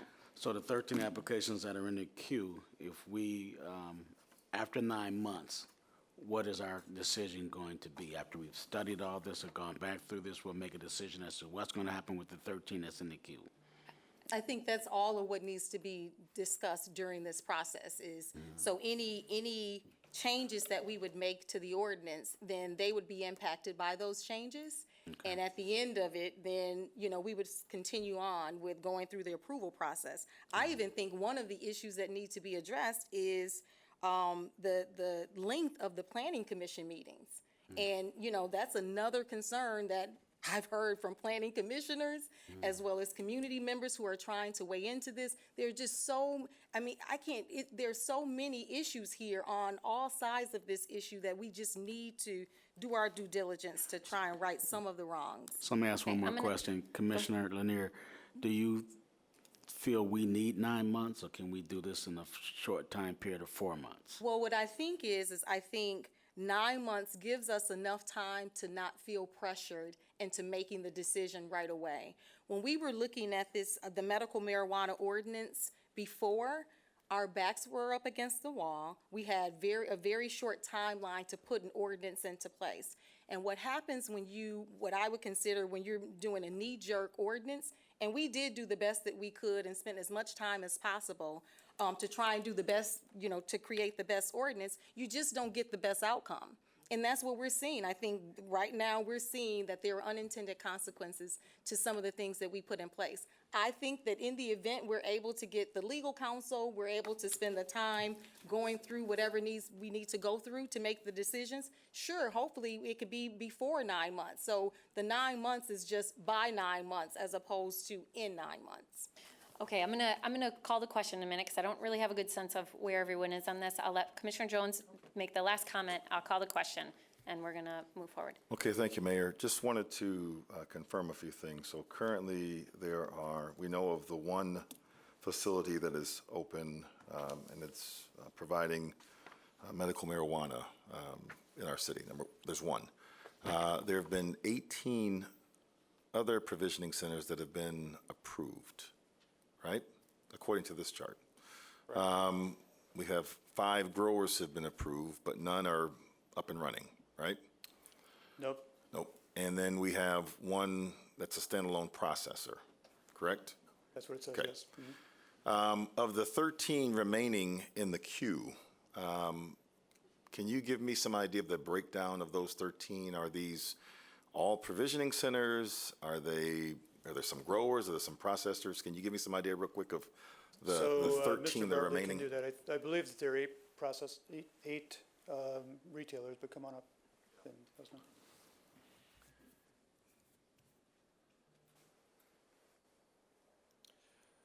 I believe that the vast majority of the applications in the queue are for standalone provisioning centers. At least one that's for a grower with a co-located provisioning center. 2 of those, Okay, generally standalone provisioning centers. okay. Any indication if any of those remaining applicants are, have local ownership interest?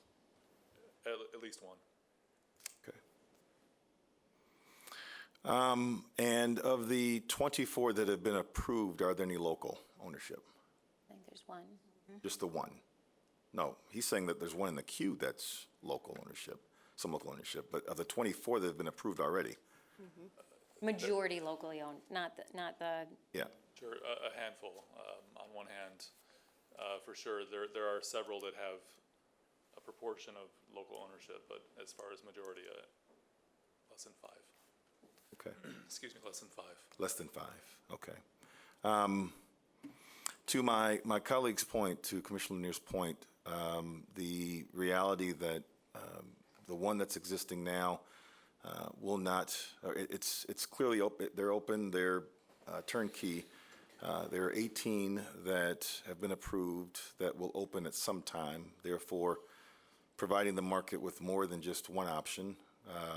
And then secondly, Commissioner Lanier, I would ask that you would, if you would consider modifying your motion to the language of up to 6 months instead of the 9 months. That would be my request for the modification of the motion instead of the 9 months.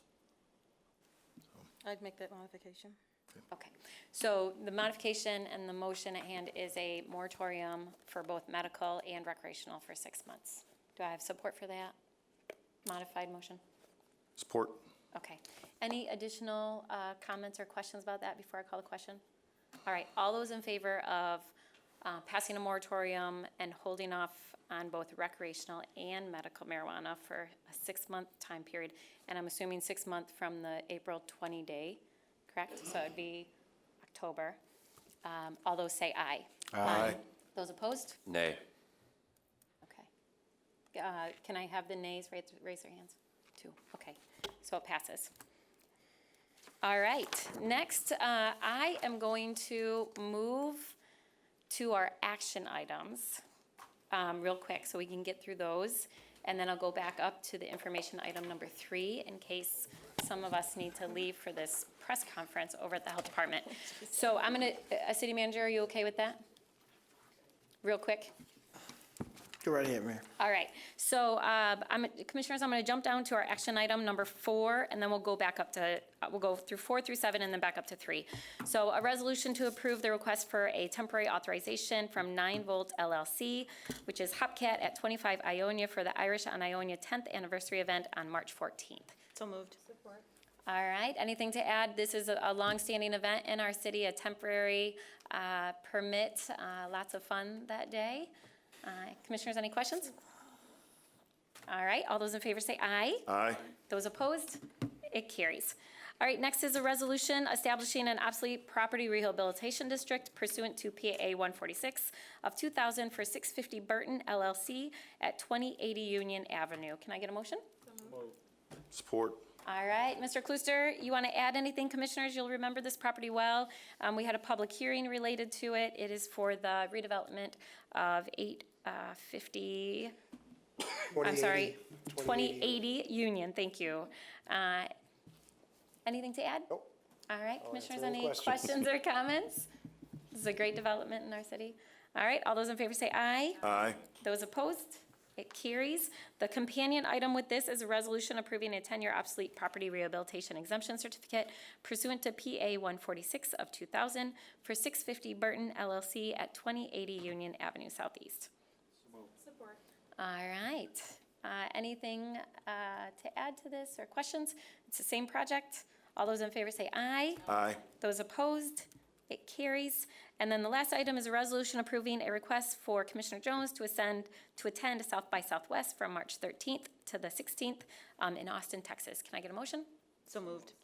All right, all those in favor say aye. Aye. Those opposed? It carries. All right, that will take us back to our information item. Hopefully we can get through this in about 20 to 25 minutes.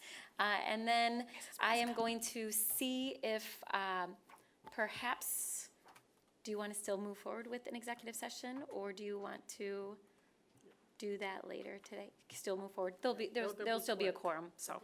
Yep. Okay. Mayor, All right, I'm gonna have to scoot out, but. ask the commissioner to hold their questions to get through this item Okay, since we don't yes, have much time. we will hold our Please. questions to the end. Thank you. And I'm also going to abbreviate my introduction and introduce you to Ms. Erin Caldwell from the National Research Center. And hello, Mayor and Commissioners. I'm happy to be here to present the findings from the survey that we conducted on your behalf. And before I started, I just wanted to say quickly a thank you to Doug Matthews. He was our contact throughout the process and provided thoughtful feedback. And I also need to give a little shout out to my colleague Morgan Adams, who was the one who actually did the survey. I just get to be here to show you the results.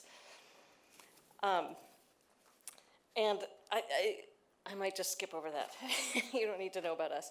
So the National Community Survey that we conducted for you is a partnership between our organization and the International City and County Management Association.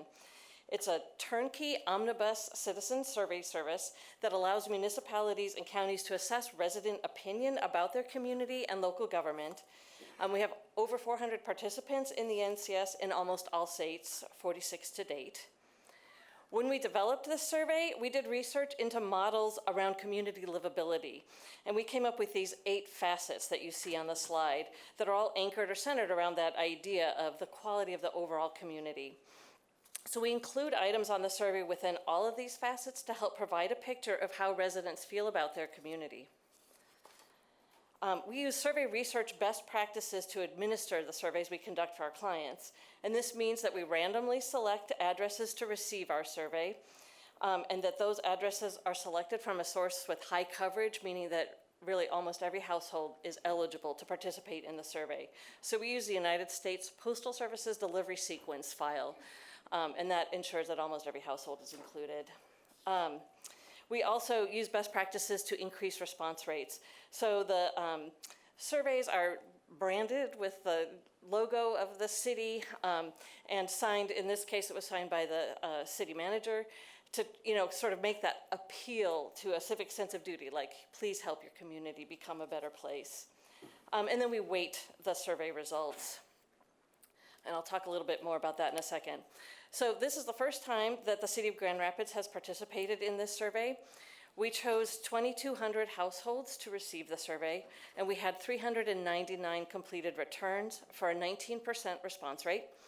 And the almost 400 completed surveys gives us a margin of error. You've probably heard that term a lot with political polling. It's a measure of the precision of the results. And that was within plus or minus 5%. So that sort of means if we did the survey the same way, 95 times out of 100, we'd get results that are within plus or minus 5% of what we got. So I want to talk about weighting the data a little bit. So this is a way, again, one of those survey research best practices to make these results as representative as possible. And so we know that there are some groups that are less likely to respond to a survey than others. And you can see the most extreme example here is age. It's just very hard to get younger people to participate in a survey. And so those are the green bars that you see on here are the population norms from the American Community Survey by the census. And then those sort of orange tan bars are what we got when we before we weighted the data. So you can see we got less response from younger people and more response from older people. So we sort of rebalanced that with weighting to make it more representative. And the theory there is just that the young people who did respond are more like the young people who didn't than are these older people who did respond. Like, so that's why we do this like rebalancing. That's what we mean by weighting the data. And again, survey research best practice. Oops, there we go.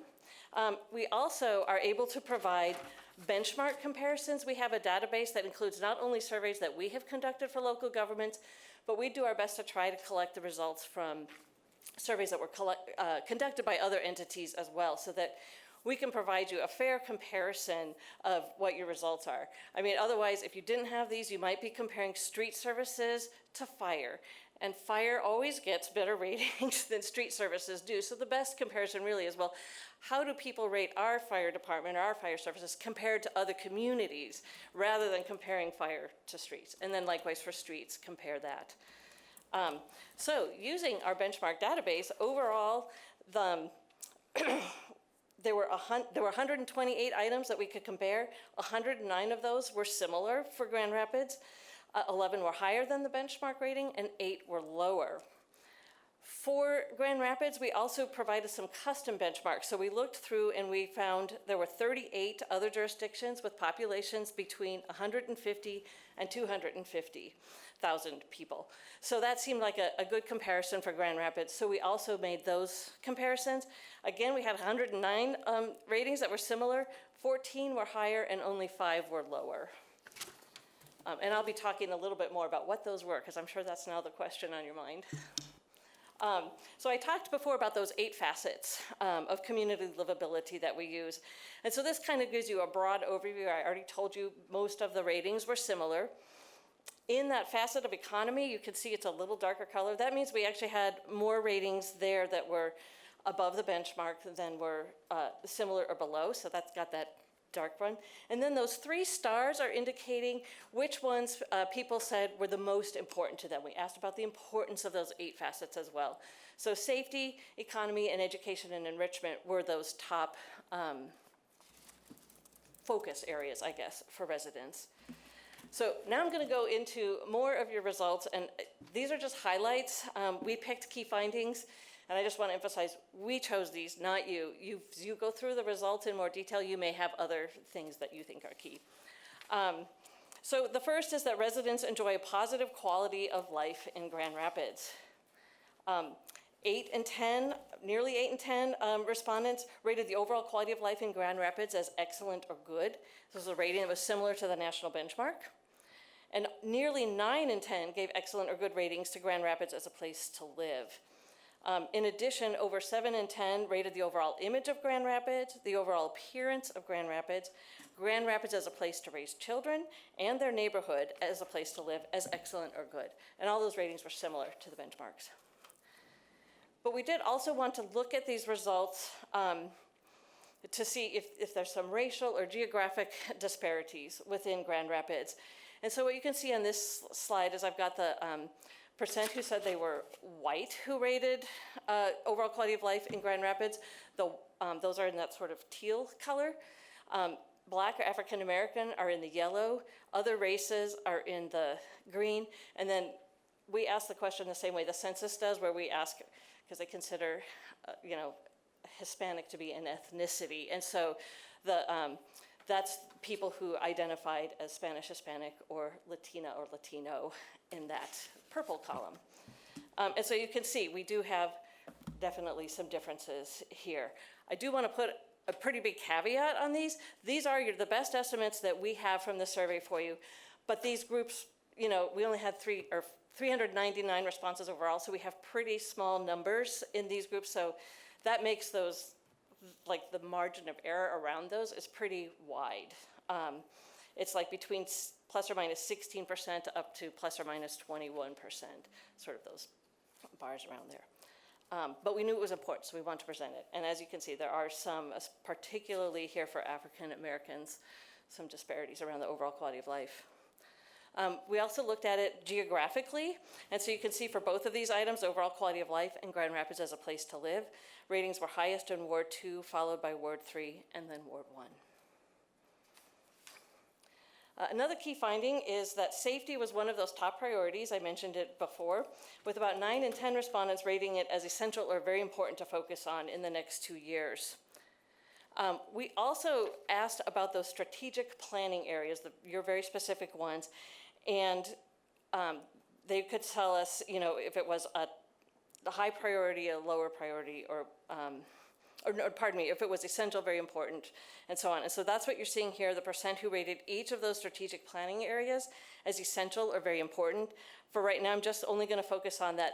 The top one, even here, is about safety. So ensuring that all people feel safe and are safe in the community was considered essential by 7 in 10 respondents and very important by an additional 26, so almost universally.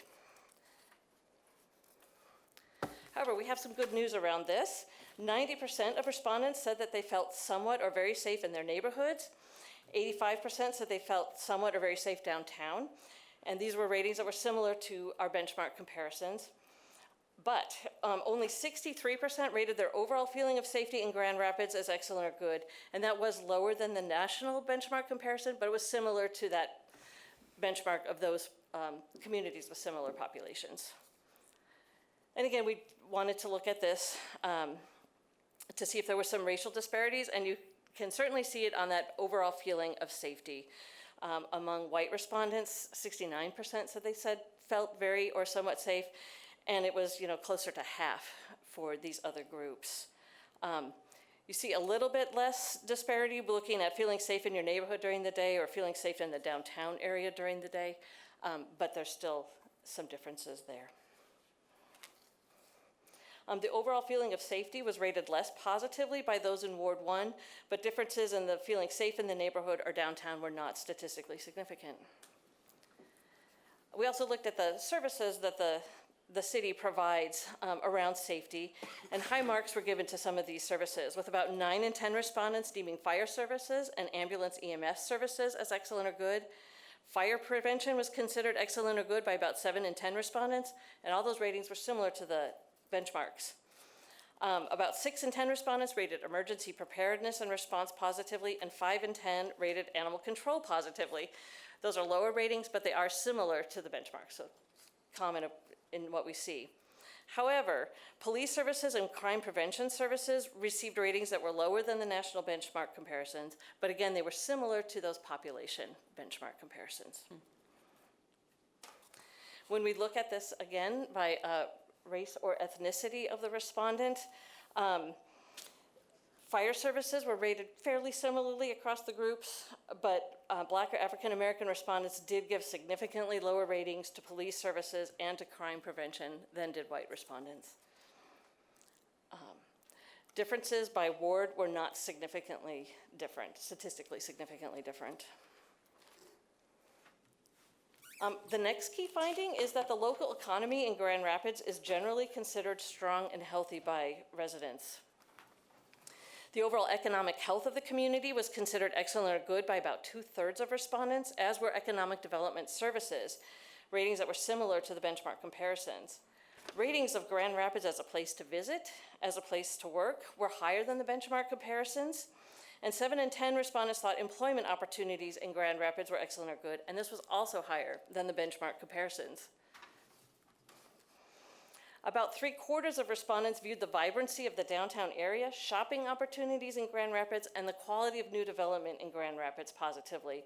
And again, these ratings were higher than both the national and the population benchmark comparisons. However, these positive views were not uniform across all residents. A greater proportion of white respondents considered these aspects of Grand Rapids positively compared to those of other races and ethnicities.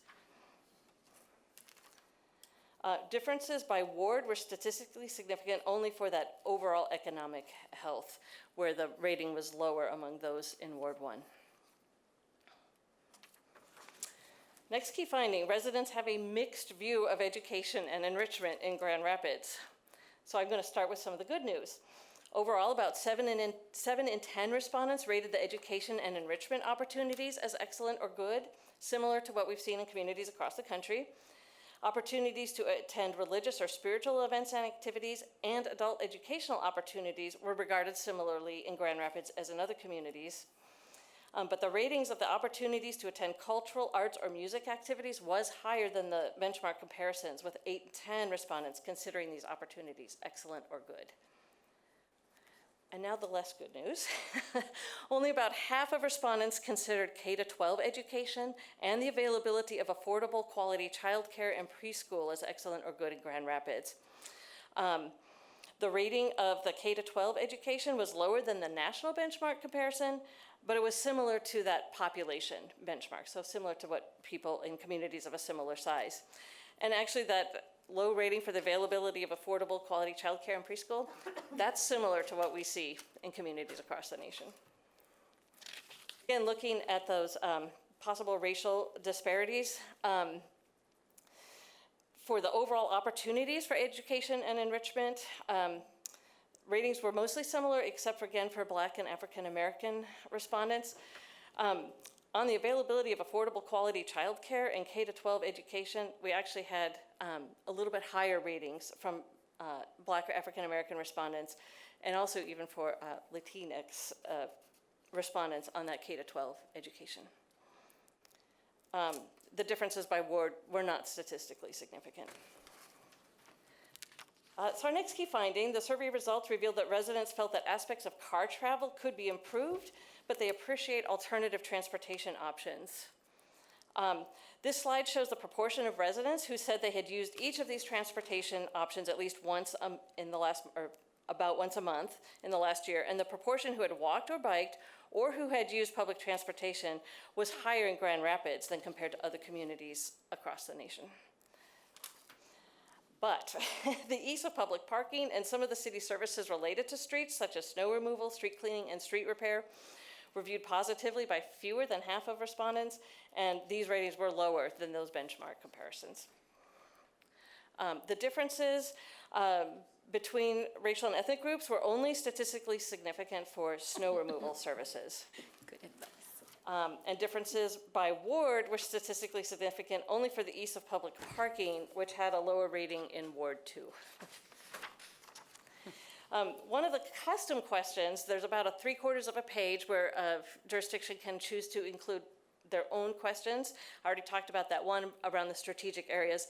Another one that the city chose to add was about the familiarity with various mobility related options. And so here we're showing the percent who actually gave all of those responses. It's a stacked bar. But about 7 in 10 respondents said they were moderately or very familiar with the locations of available parking options and with modes of transportation that could be used as an alternative to car travel. About 1/3 of respondents were moderately or very familiar with rideshare options, and about 2 in 10 were moderately or very familiar with bike share options.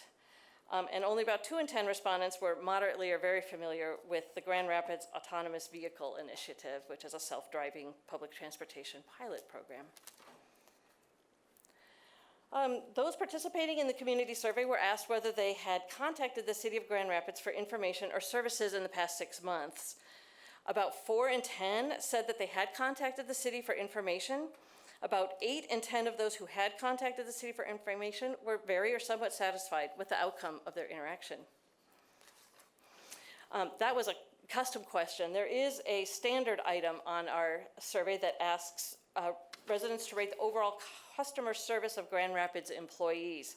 And here we had 2 and 3 who gave positive ratings, and that was similar to the benchmark comparisons. We also asked those in the survey if they had had any kind of an interaction with either the police department or municipal courts in Grand Rapids in the past 6 months. About 1/3 of respondents had reported they had. And of those, 8 and 10 who had had an interaction said they strongly or somewhat agreed that in my interaction with the police and or municipal courts in Grand Rapids, I felt I was treated with fairness and respect. Only 16% disagreed with that statement. So we looked again, for some of these disparities, and we see that the rates of contact were somewhat similar, except in that Latinx population, where they had higher rates of interaction. And then when we look to that, the percent who strongly or somewhat agree they've been treated with fairness and respect, the ratings are fairly similar, but for whites and for African Americans, but lower for those of other races or Latino or Latina respondents. And the interactions by ward, those in Ward 3, again, had higher rates of contact, but across the wards, their ratings of feeling they had been treated with fairness and respect were similar. Okay, I moved through that all pretty fast, but this has been a summary of the key findings highlighted in this presentation, and it's my hope and the hope of our organization that you will find this information useful. We provide a lot of information to you, so we invite city staff and you to dig deeper in those results and use that information. As it sounds like you've got some strategic planning going on and things like that. And I have down here just at the bottom of the slide this ideas of the kinds of actions you can take. We worked hard to make those all start with E. Do you have to go? Thank you. I have to go along with Yes. two of my colleagues, but I'm going to turn it to our city manager to finish up because my other colleagues around this table may have questions. Yes. I know we've all received the full report, and some of us have already read it, and we really appreciate the data. It's really key to having good benchmark data as we look to making improvements in the future, and this clearly elevates where we're doing well and areas that we need to focus more attention on, and that's very informative going into our budget. So thank you so much. Yes. Appreciate it. I know many other cities do these regularly where they're able to track improvements and changes, and my hope is that we embed that into our process as well. Yes. So with that, I'll turn to our city manager. Some of us are going to run to the health department quickly, and then we'll be back for the 1 o'clock work session. Thank you, Mayor, and thank you for your research and your partnership, and want to thank the staff again for their work. Some of these metrics are used in our strategic plan as we evaluate progress, and we will also have an opportunity to continue to reflect on the results as we talk about our performance and mid-year update this afternoon at 1 o'clock. So this is not the end of the discussion, this is the beginning. So thank you so much. I'm going to defer to any other commissioners that would have any comments or questions. I just had one question, City Manager. So at the beginning of the presentation, there was a slide that said white, non-white.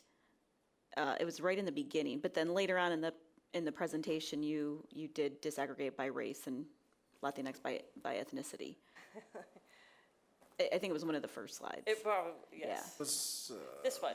Yes. This was for weighting. Okay. I'm Yeah. sorry. Go ahead. Well, maybe you should ask your question. And Well, I then was just I'll going to say, so was that slide there because of what you said before in terms of just the sizes of the groups? Right, so when we looked okay. to weight, if we had not combined, it would have been, the cells would have been so small for weighting that so we use it's called an iterative proportion fit model. Okay. It's like a raking algorithm, it iterates. And the cells would have been too small for that process to work. So we just had to do it white, not white, for the weighting purposes. Okay. I think that would be important to know when we think about how many respondents and what we need to do to increase to get a good reflection of, at least a certain percentage of what is the population living in our community. Right. Thank you. Okay, Commissioners, Mr. Matthews, any other parting comments? Well, I shocked myself. I just want to reiterate the thanks to Ms. Caldwell and to NRC. Flew out yesterday from New Mexico to be here to be able to make the presentation, which we felt was important.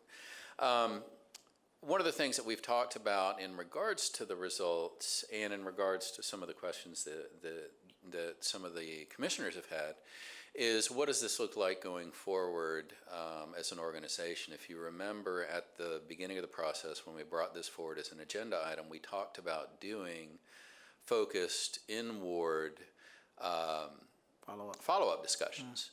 So what we're likely going to be doing is alternating years, take these results, and then do a deeper dive where we see evidence that we need to gather more information from a larger set of the population to be able to guide the strategic plan and to be able to guide our budget decisions. So that's really the big thing that I wanted to reinforce is that our plan moving forward is to take this and have some more focused and intentional discussions within the wards in the coming year. And I think we can build on this and build some kind of summary that commissioners could use likewise when they're meeting with residents in the wards and share the information with them and get feedback on the specifics of how they may agree or disagree with some of the data. Okay? Well, thank you so much. With that, I'm going to turn it over to Commissioner O'Connor. Thank you, City Manager. We have to go into closed session here, and Rosalind didn't leave anybody in charge, so. Just wondering if I, For a vote for closed session. if it's all right if I ask for a motion to I think go into so, closed sir. session. Support. A voice vote? Somebody has to make a motion. You have to move. Yeah. I can't make a motion as the person running the meeting. I'd like to make a motion, we go into closed session. Support. All right. Commissioner O'Connor, Yes, sir. Commissioner Jones. Yes. Commissioner Mooney, Commissioner Sassi. Yes. Oh, gosh, we don't need any more surprises today. Thank you. Should we announce what